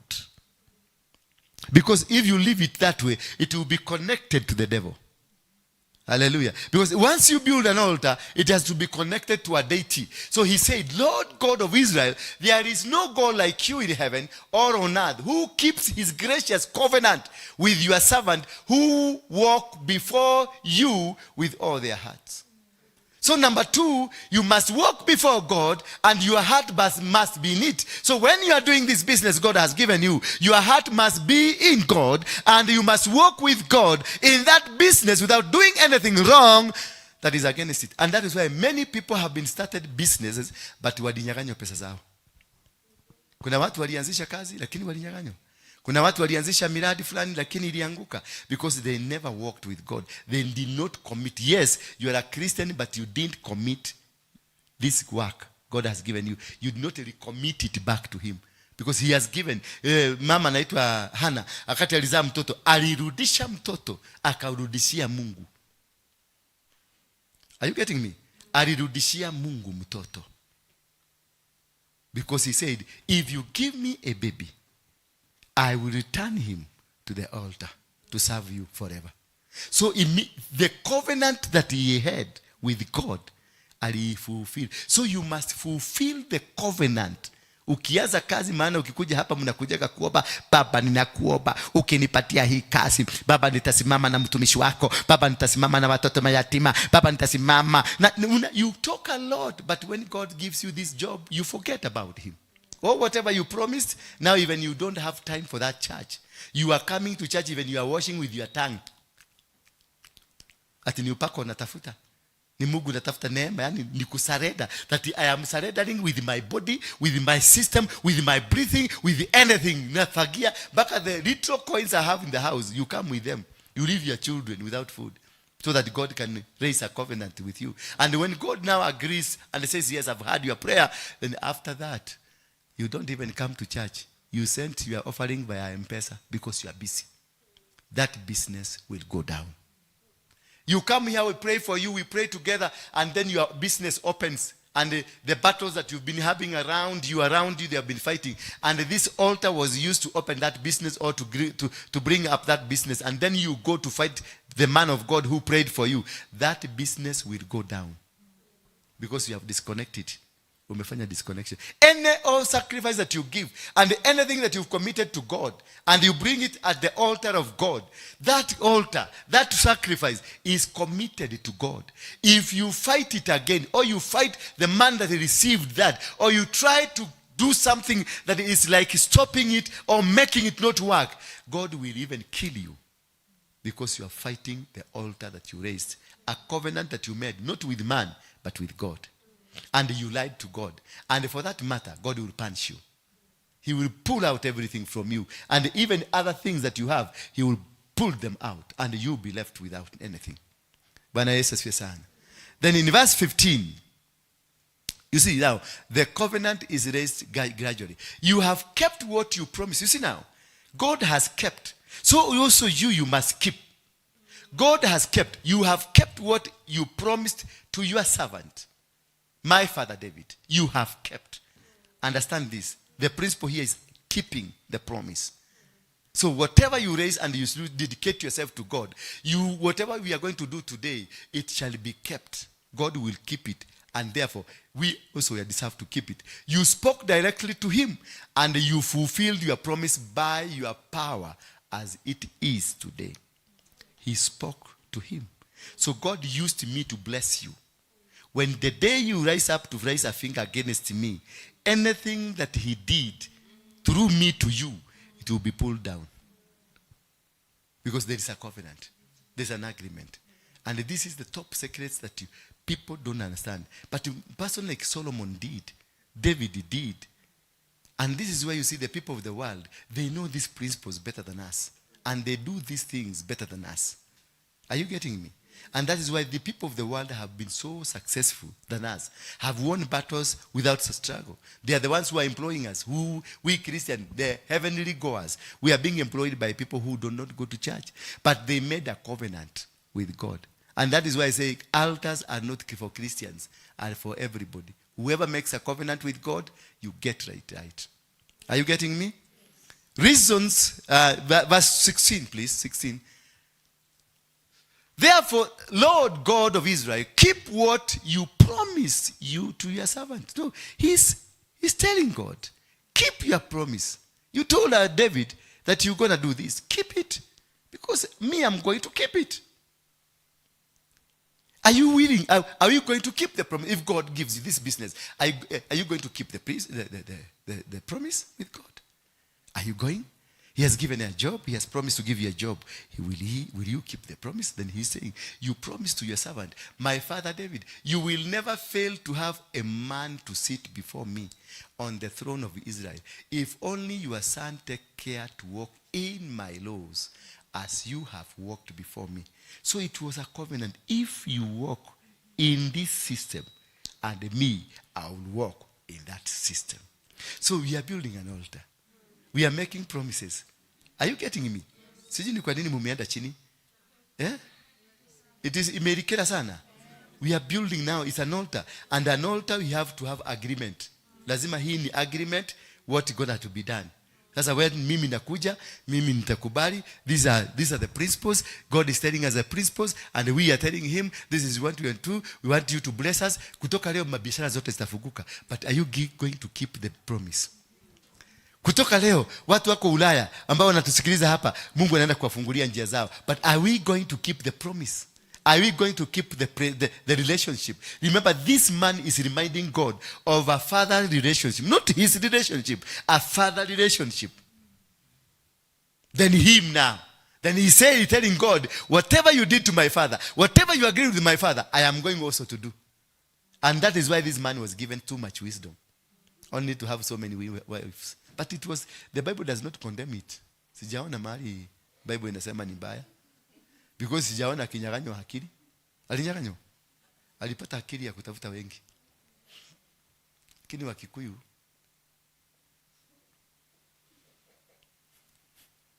if only the son takes care to walk in it. Let's jump from that verse. Let's go to verse 21. Now we get into the agreement. Is in my agreement, verse 21. Hear the petition of your servant. Now he's petitioning now. Hiyo maneno yote yamezungumza is a petition. Nimepetition kwa Mungu. Ati mimi ulipromise baba yangu na mimi nitakufanya, nitakaa jinsi yote utafanya. I will do as you tell me. Now here, anaambia Mungu, hear the petition of your servant and your people Israel. Hear, ligua tu, igua makaya maito. Hear the petition. Now you are petitioning to God. We are telling God, Rudisha, we are telling God, hear the petition of your servant and your people Israel, which they pray towards this place. This place, hapa tumetengeneza madhabahu. This place, hapa tumetengeneza madhabahu. May you hear in your dwelling place in heaven. May you hear and forgive. May you hear, God. We are raising an altar tonight. May you hear our supplication. May you hear our petition. Yes. Tumeambia Mungu atoigwe. Mwadhani ya washo. Ni atoigwe. Yes. Ama mlikuwa nataka kusikia nini ingine? Now let us get into the reason. We have done a petition to God. We have explained. We have told God. We have given promises to God that hatutavuja. Kwa hivyo atupatie nini? atupatie biashara, atupatie doa, atupatie whatever that you've been looking for, akina Motemi waondoke, waende kabisa, na Mungu amekubali, amesikia, na tumemweleza, tumemwambia shida yetu ni hii, na sasa tusikiane na wewe, na sasa tumemwambia hear our petition. To have made a covenant now. Now you are under a covenant. Hello? Sisi kama mmeelewa hiyo process tunaendelea? Are you getting what I'm driving to? Already now we have made a covenant with God. If you have not made a covenant, wewe shauri yako, mimi nimeondoka. Sasa wacha nikwambie ni kwa nini tumetengeneza covenant na Mungu. And what is the objectives? Because you must be able to know the objectives of what God is going. Reason for the altar is to acquire mandate. Why we have done what we have done it because you are to acquire mandate, because the altar gives you mandate.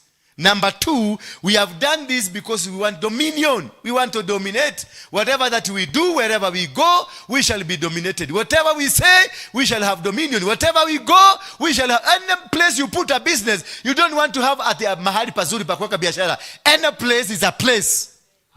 As long as you have a good altar. Bwana Yesu asifiwe sana. And then number 3, we have control. The area that God is going to give us, you shall control it. Biashara yako ndio ita control kila kitu hapo. Wewe ndio utakuwa domineering, controlling. Bwana Yesu asifiwe sana. Watafunga maduka kwa sababu yako. Yes, wataondoka. Hamutakaa wao wakiweka vidhito, Mungu wako atakuja abamoa hizo vidhito, na utafanya biashara mpaka watu waseme it does not, this is beating logic. Nobody is able to understand what they are doing, because God will be there. The hand of God will be with you. And also the reason we have done the altar is for us to become fruitful. Tuondoke from a seed. Hallelujah. Because you can forever remain in seed. Now we are moving out of from seed to become fruitful, so that we can be able to expand our territories. That's the reason of doing an altar. That's the reason of doing what we are doing. Praise be the name of God. And the reason number 5, it is to multiply. Yes, you can be fruitful but not multiplying. Now, if you become fruitful, you can have shambas in Ithaca, shambas in America, shambas in Uganda, shambas in Tanzania. You have everything, businesses, your business in a grow, ministry in a grow. That's why I normally come and say we have a ministry in Ithaca, we have ministry in Eldoret, we have ministry in Ndura, we have ministry in Germany, and every places. Hallelujah. Sasa mnafurahi hiyo? Yes. This is the reason tumeinua madhabahu. This is the reason tunainua madhabahu hii. Ndio tupate kitu naitwa mandate, tupate dominion, tupate control, tukue fruitful and to multiply. Now let us get there. The road to that place. The road map to eventually become success. Now tumejega madhabahu. Now it is action. The action plan. The action plan is the roadmap to eventually become successful as a Christian in business. Sasa tumeleta Ukristo. Tulikuwa tumengoa Ukristo. Sasa tumeleta ulokole. Yeah? For you to become successful in whatever you are doing, you must have a dream. You have to dream. Yourself in business, and a business that you have or that you intend to have is a dream. Number 2, God will train you. Hallelujah. God will train you on the dream for the exposure. God will give you a dream but also train you. And he may choose to train you in a hard way. He may choose to train you in a very hard way. Mwangi, eda pale. Na urekebishe. Wewe, eda huko.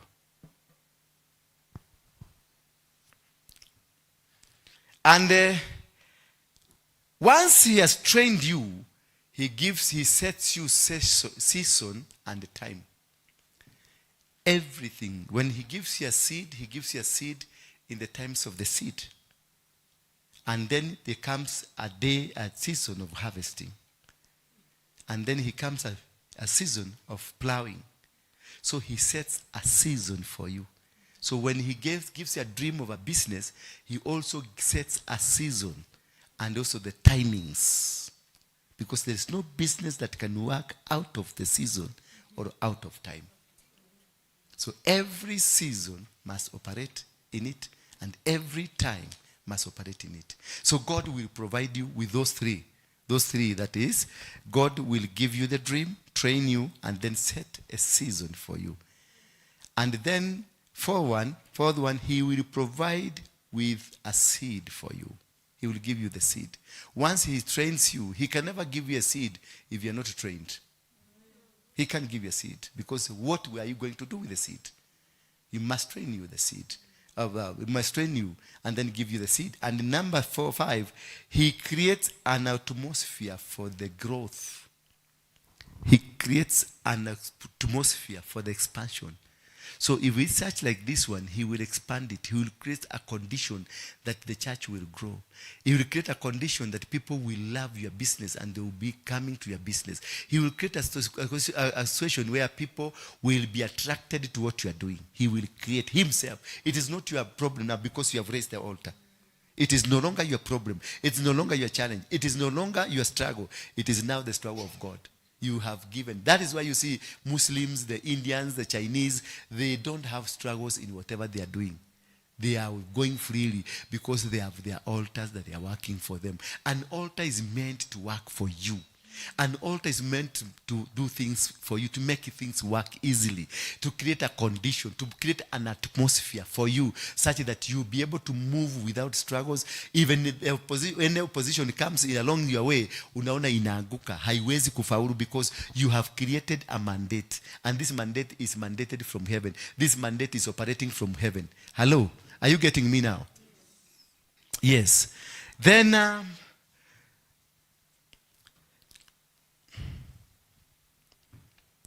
the reason for this mandate is to equip you and also to make you properly. Now let us look at the application.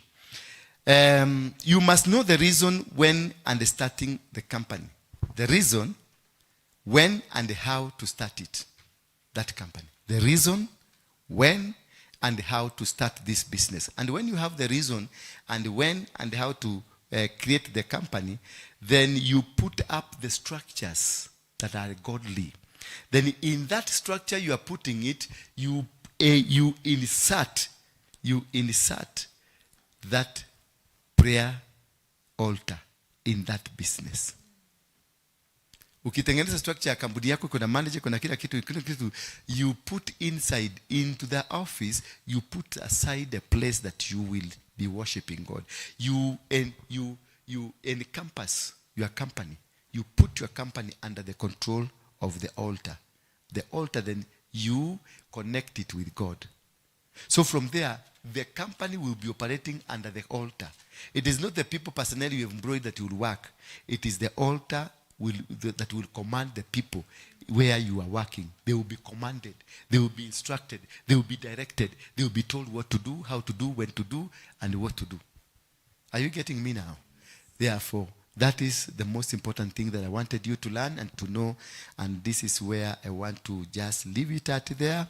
Maana nimeona mumeelewa na mmejua. Hallelujah. Are you happy now? Yes. Kutoka? Yeah? Nini? Nimesema nini ya mwisho? In your business, in your house, in your business. The personal altar and the business altar, they're the same. In your house, set aside a place where you'll be worshiping God. And when you go praying, you kneel down there, you pray, unaweka sadaka hapo. Sacrifice, unaweka hapo. So wakati unakuja Sunday, kama ni ulianza kuomba made, mpaka Sunday, kila siku unaweka sadaka yako hapa. Na unaweka sacrifice yako hapo kama you are sacrificing for something. Then Sunday you carry that sacrifice and sadaka, you come to eat to the main altar. You've not done. So go and do it. Yes. Now you understood it?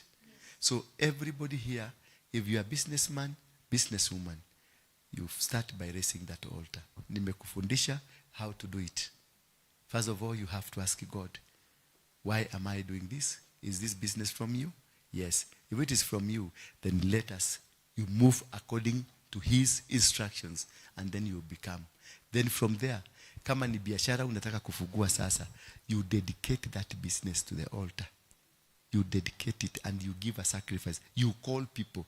Solomon, he called the people. You call us to come hapo kwa hiyo biashara yako. Tunakuja tunainua madhabahu hapo. Kama ni nyumba yako tuite, tukuje hapo kwa hiyo nyumba yako. Hata kama unakaaga Kasigo, tutaingia tu, wewe utasukuma viatu kwa kitanda chini. Sisi tutakuja hapo umeinua madhabahu. We dedicate it. Hallelujah. And then we move forward. Yes, mommy.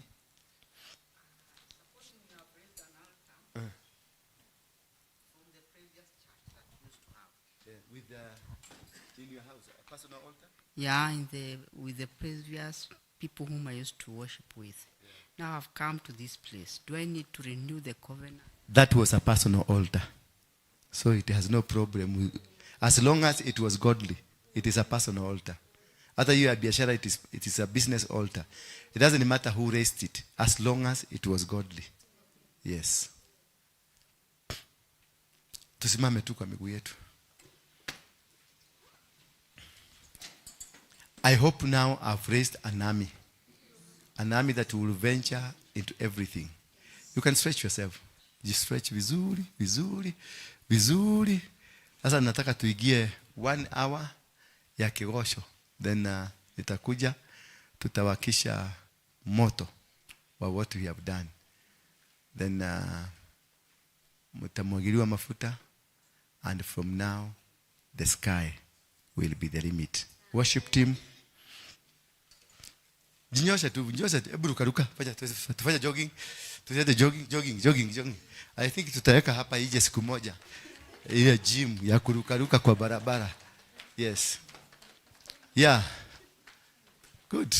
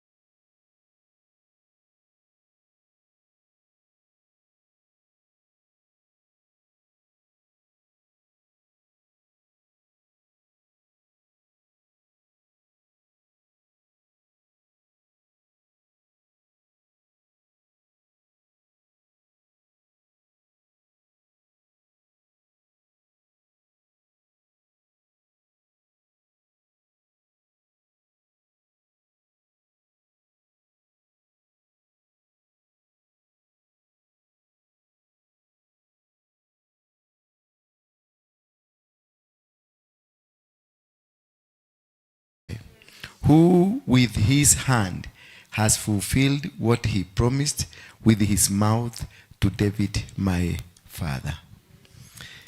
As you are standing in the congregation, Solomon, in the mighty name of Jesus Christ, and Solomon blessed them, and he before the congregation, and he lifted his hands and called upon the name of God, that God, when your children will sin and then come to his house to repent and sincerely repent, hear them as you will be in heaven.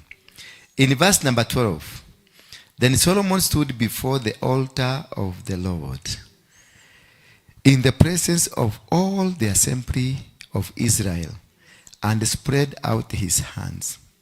Solomon had made a bronze platform 5 cubits long, 5 cubits wide, 3 cubits high. And he set it in the court, and he stood on it. Then he knelt on his knees in the presence of the assembly of Israel, and spread out his hands towards heaven, and said, O Lord, God of Israel, there is no God like you, in heaven and on earth, keeping covenant and showing steadfast love to your servant, who walk before you with all their heart, who have kept your servant David, my father, what you declared to him. You spoke with your mouth, and with your hand has fulfilled this day. May God fulfill his wishes upon your life. That from today, may God be seen and be witnessed in whatever you do. May God be witnessed in your business. May God be witnessed in your family. May God be witnessed as an altar in your family. In what you endeavor to do, in what you carry to do, may the holiness of God walk around with you. As I raise this hand, that from today, an altar of God has been raised in your hearts. Every battle from today will be won from your heart. That those that have been rising up against you will be defeated before even you know, because God has taken over your battles. You will never lose a battle. You will never be defeated. You will never fail. God will communicate to you when he wants to communicate to you. When the business he wants you to do, he will let you know, and he will guide you how to do it. He will create the provisions of it. He will provide a seed for it. He will provide provisions for it. He will provide ways. He will provide everything that you need for this business to grow. Your business will be protected. Your business will work. Your business will have dominion. Your business will subdue any other. And no weapon fashioned against you that will prosper. From this day, I light this candle as a sign that whatever you've been doing, whatever that you endeavor to do will shine, will be lit up, and no weapon fashioned against you, your family, your business, your altar, that will come against anything. And no weapon fashioned against you, no powers of darkness, no powers of dominion, and any powers and principalities that will rise against you. From today, I light your candle. Light your candle. I light this candle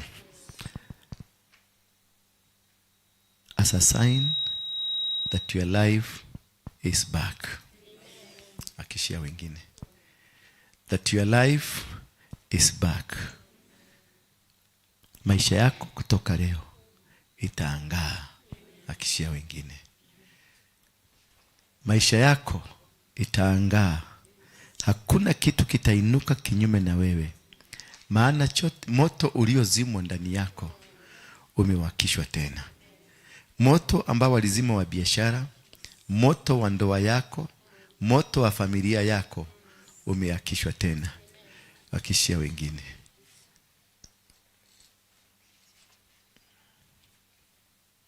Just akishia kila mtu. Umepata? Kujeni pandi sasa. We are in a different now situation.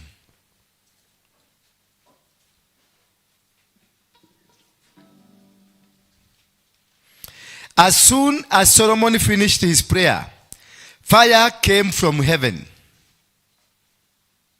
and consumed the burnt offering and the sacrifice. And the glory of the Lord filled the temple.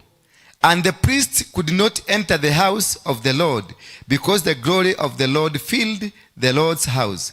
When all the people of Israel saw the fire came down, and the glory of the Lord on the temple, they bowed down with their faces to the ground on the pavement, and worshipped and gave thanks to the Lord, saying, for he is good, for his steadfast love endures forever.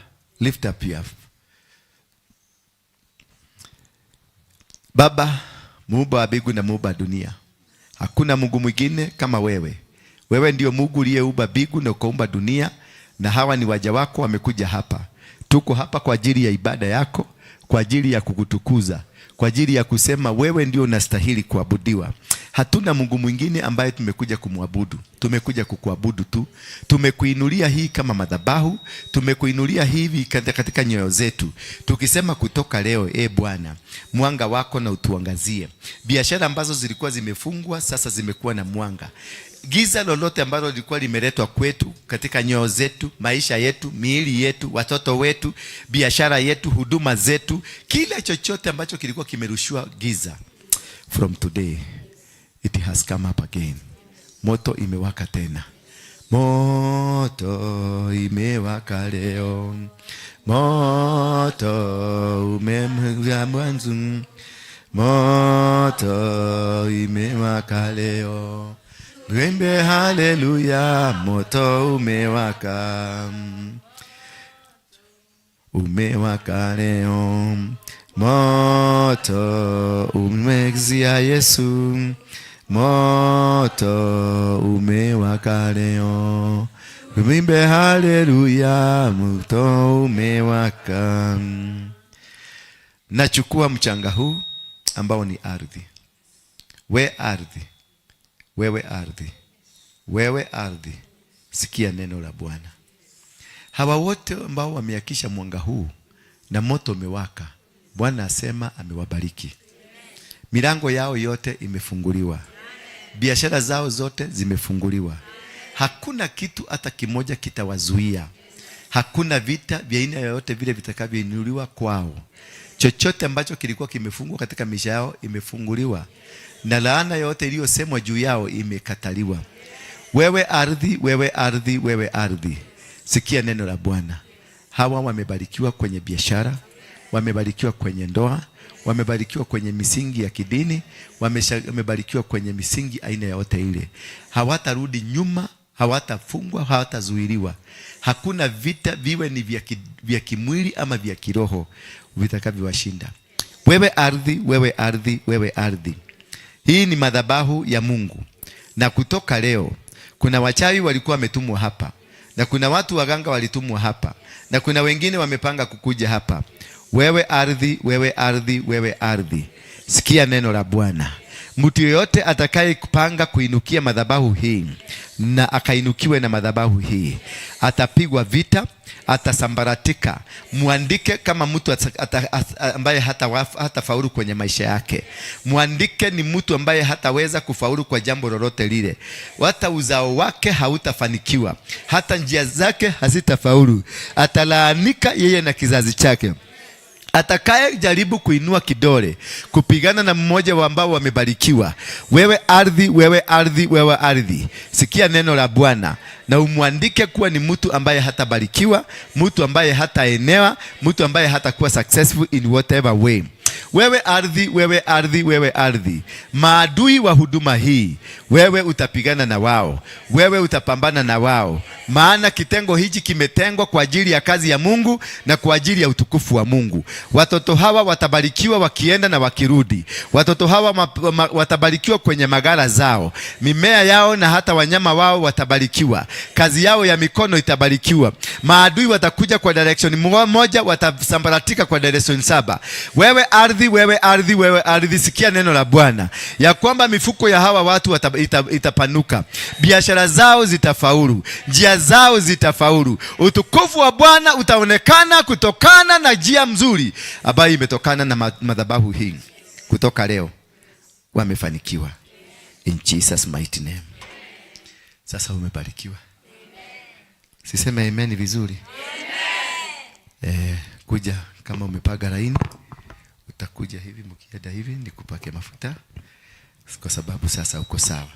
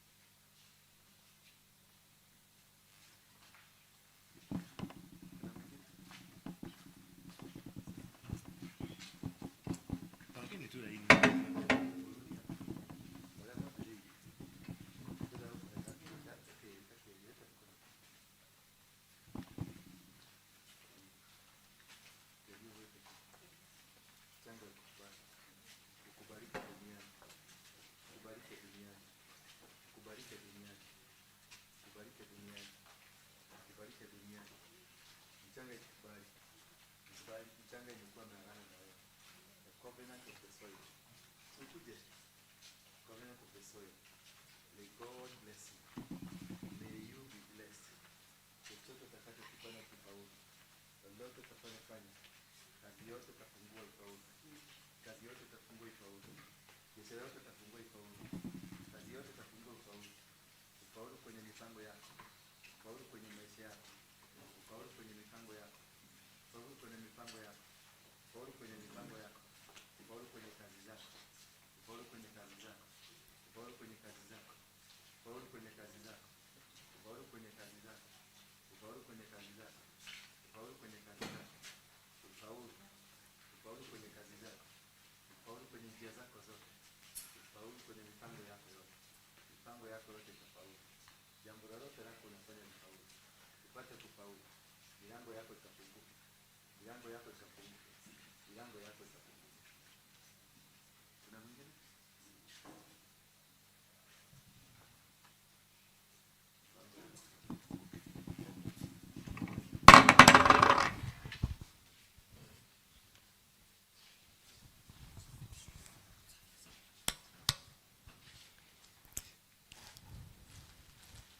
Okay. Okay. Soka hale ume.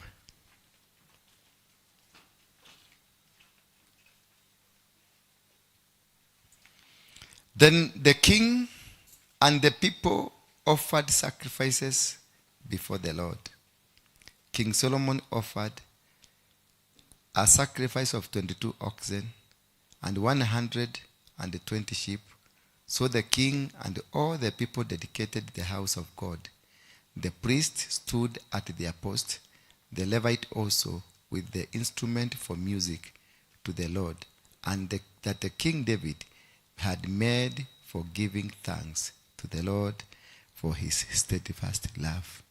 Worship team. Na nyinyi wengine, leteni sadaka zenu hapa. Your sacrifice. Wekelea mshumaa chini na usizime. Ishikishe chini.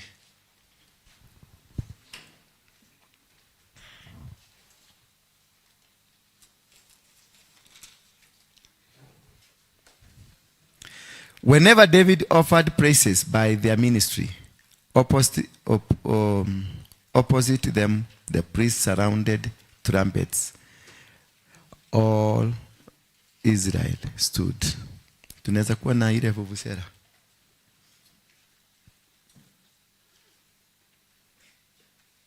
Ziko hapo kitchen. Fanya chap chap. Enda hapo kitchen nitoe vuvuzela hapo juu. And Solomon consecrated the middle of the court that was before the house of the Lord. For there he offered a burnt offering, the fat of the peace offering, because the bronze altar Solomon had made could not hold the burnt offering and the great offering. At that time, Solomon held the feast for 7 days. Father, in the mighty name of Jesus Christ, I consecrate this place to be a holy place for the worship, for the holy place. If people, your people come here, wakikuja hapa, wakuope, wametupiga makoti yao chini, wainue mikono yao, watubu dhambi zao, Baba ukiwa mbinguni uwasikie. Amen. Wekeleeni hapa kwenye madhabahu. Wekelea tu hapo kwenye hiyo madhabahu. Na Mungu amebarikiwa. Kuna kitu kikubwa kinashuka sasa kwako. Unapoekelea hiyo madhabahu, kuna kitu kinabadilika, kuna maisha inabadilika, kuna kitu kipya kinatendeka. Worship, worship, worship. Let us worship. Let us worship. Tusimame tu.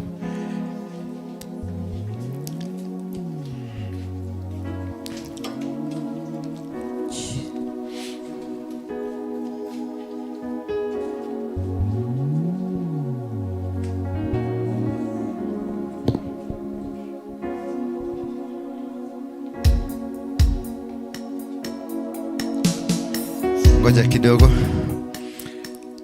At the end of 20 years, in which Solomon had built the house of the Lord, his own house, Solomon rebuilt the cities that Hiram had given to him, and settled the people of Israel in them. May God rebuild you May God rebuild your family. May God rebuild whatever that you do in the form of business. You may have started business but it failed. May the God of heaven rebuild you. May the God of heaven rebuild your ministry. May this ministry be rebuilt by God himself. May whatever that we do and we endeavor to do be rebuilt in the mighty name of Jesus Christ. Whatever that was lost, whatever that disappeared, icherudishwe kwako katika jina Yesu Kristo. From today, you are the altar of God.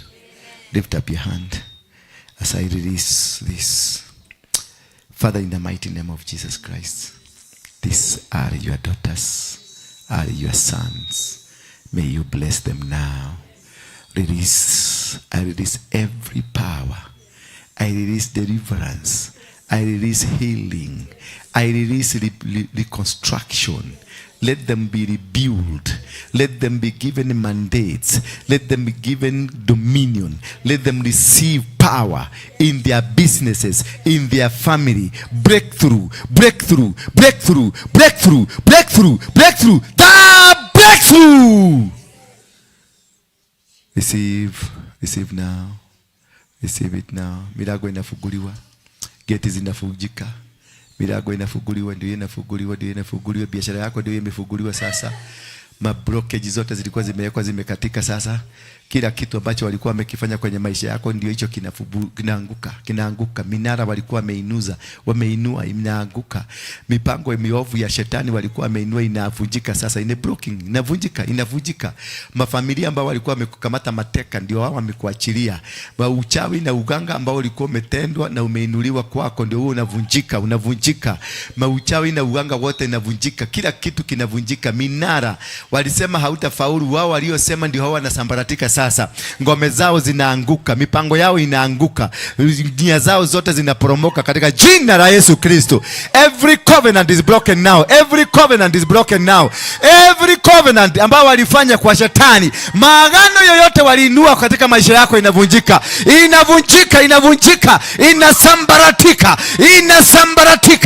inasambaratika. Biashara yako waliiroga, sasa wao walioroga wanasambaratika. Wanakuacha minyororo aliyokufunga nayo ndio hiyo inakatika. Every bondage in your life is broken in the mighty name of Jesus Christ. Inua mikono yako tu, kuna kifunguo utapokea. A spiritual key in your life. A spiritual key to your business. A spiritual key to your family. A spiritual key. Ndio hiyo, chukua sasa. Receive it. Funguliwa sasa. Fungua hiyo mlango. Just fungua mlango tu, umefungua. Fungua mlango. Walikuwa wamefunga, fungua mlango yako yote. Walikuwa wamefunga, fungua sasa. Uko na uwezo sasa. 1, 2, 3. You're free. Weka muziki.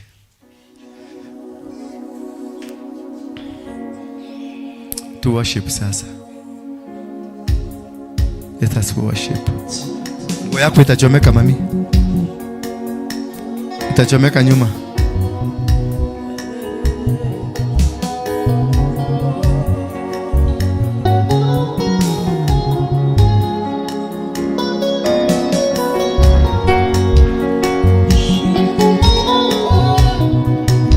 Let's worship God now. Let's thank God. Shika mshumaa wako.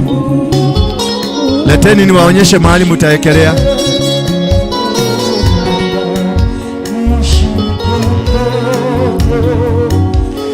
Shika mkono. Wekeni hapa.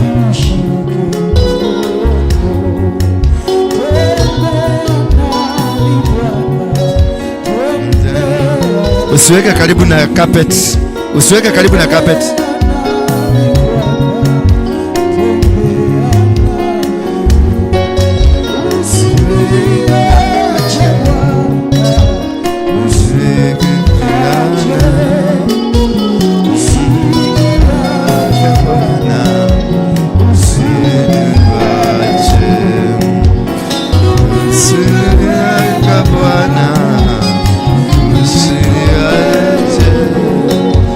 Lete huko. Weka huko. Wewe huko.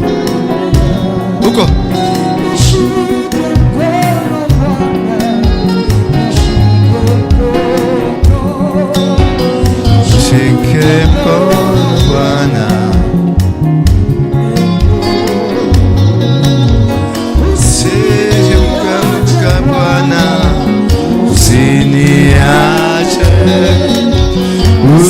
Usiniache Bwana, usiniache.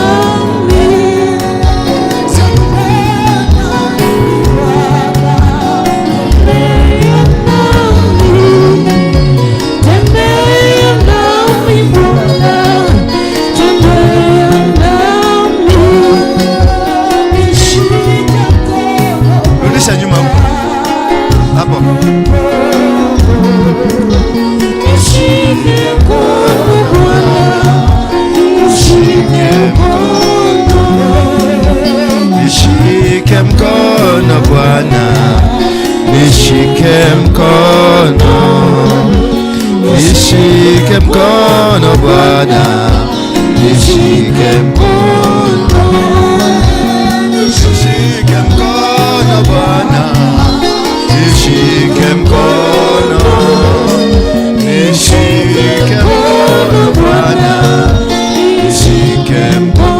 Ondoeni viti. Ondoeni viti.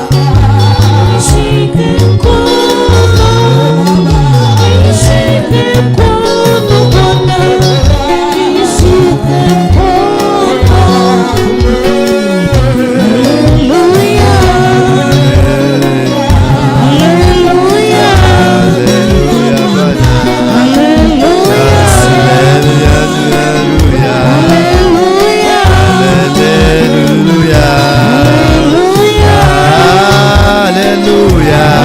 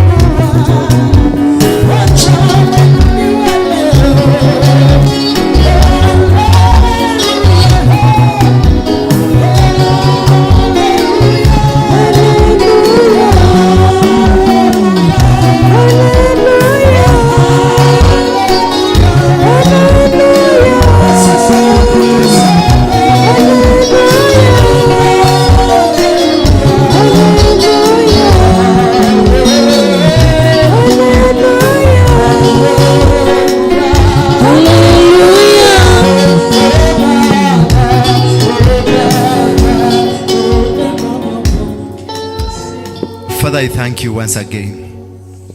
Then Solomon assembled the elders of Israel. Assembled the elders here. You are the elders. And all the heads of the tribes, and the leaders of the fathers and houses of the people of Israel in Jerusalem, to bring up the ark of the covenant of the Lord out of the city of David, which is Zion. And all the men of Israel assembled before the king at the feast that is in the 7th month. And all elders of Israel came, and the Levites took up the ark, and they brought up the ark to the tent of the meeting. And all the holy vessels that were in the tent, the Levite priests brought them up. And the king Solomon and all the congregation of Israel who had assembled before him were before the ark, sacrificing so many sheep and oxen, and they could not be counted in number. Then the priest brought the ark of the covenant of the Lord to its place in the inner sanctuary. The covenant of God has been established. The ark of the covenant has been established in you, in this ministry, in your business, and in whatever that you endeavor to do. May you lift up your hand as now you are in a holy sanctuary where the ark of the covenant is and where the covenant of the Lord is. You are the elders and you are the people here gathered to witness what God has done. May the Spirit of God now start manifesting in you. In Jesus' mighty name. Now the Spirit of the Lord, wacha imanifest ndani yako. Open up your mouth and now receive the power, the authority, and the manifestation of the kingdom. And every evil spirit that was in you has gone, has gone, has gone, has gone, has gone, has gone, has gone. You are no longer the same person again, because the ark is with you. The ark, the ark, the ark. The ark is the law of God, the power of God, the authority of God. It is with you now. It is gone with you. Utapokea, umepokea. Baraka za Mungu zitembee na wewe. In whatever that you endeavor to do, the glory of God will walk with you. The glory of God will forever be with you. Hautachelewa, hautashindwa. Maana uko kwenye glory, uko kwenye utukufu wa Mungu, uko kwenye neema zote za Mungu. Pokea sasa. Receive breakthrough, receive breakthrough, receive power, receive authority, receive favor, receive favor, receive favor. The favor that is in the sanctuary, the favor that is where God is, where the ark of the Lord, it's with you. May the will, may the presence of God walk with you. May the presence of God walk with you in whatever that you do. May the lights of heaven, mwanga wa mbinguni ukuamulikie. Maisha yako yakuwe sawa. In everything that you do, let the ark. Sema ark. Rudia tena ark. Rudia tena ark. Ndio hiyo kwako sasa. Ndio hiyo. Vipawa zote zinarudishwa, biashara zimerudishwa. Kila kitu ambacho kilikuwa kimeibiwa ndio hicho kimekuja. Because the ark of the covenant has been brought in the sanctuary. We are not ordinary now. We are extraordinary. May God bless you. It shall be permanent. It shall be permanent. I decree, I declare, it shall be permanent. What the Lord has done for me, it shall be permanent. It shall be permanent. What the Lord be permanent. What the Lord has done for me, it shall be permanent. It shall be permanent. It shall be permanent. What the Lord has done for me, it shall be permanent. It It shall be permanent. It Shall be permanent. What the Lord has done for me, it shall be permanent. What the Lord has done for you today, it's permanent. Amen. No weapon, Yes. nothing will reverse. Kama ni biashara, it has been dedicated. Kama ni familia, imekuwa dedicated. Kama ni madhabahu, imekuwa dedicated. Whatever that you intended to do, kama ni biashara, ama ni pesa, no weapon. Sema no weapon. Fashioned against me that will prosper. I have been dedicated completely and permanently dedicated under the ark of the covenant. In Jesus' mighty name. Amen. Now we can have our celebration. Sasa udance baka go yaguke. To dance baka go yaguke. It shall be permanent. It shall be permanent. What the Lord has done for me, it shall be permanent.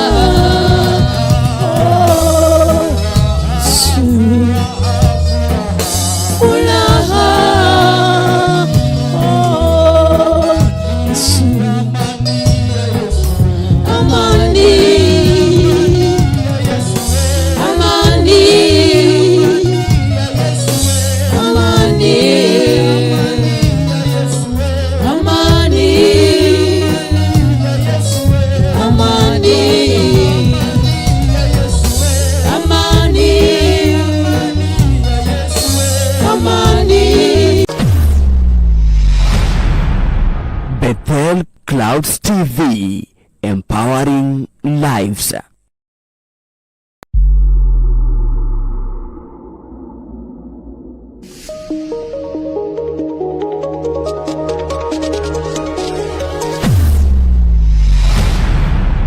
Bethel Clouds TV, empowering lives.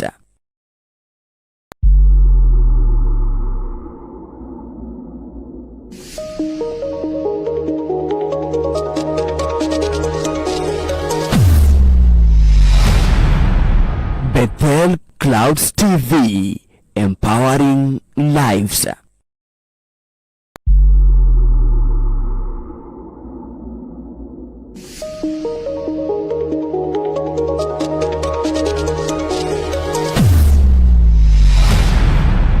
Bethel Clouds TV, empowering lives.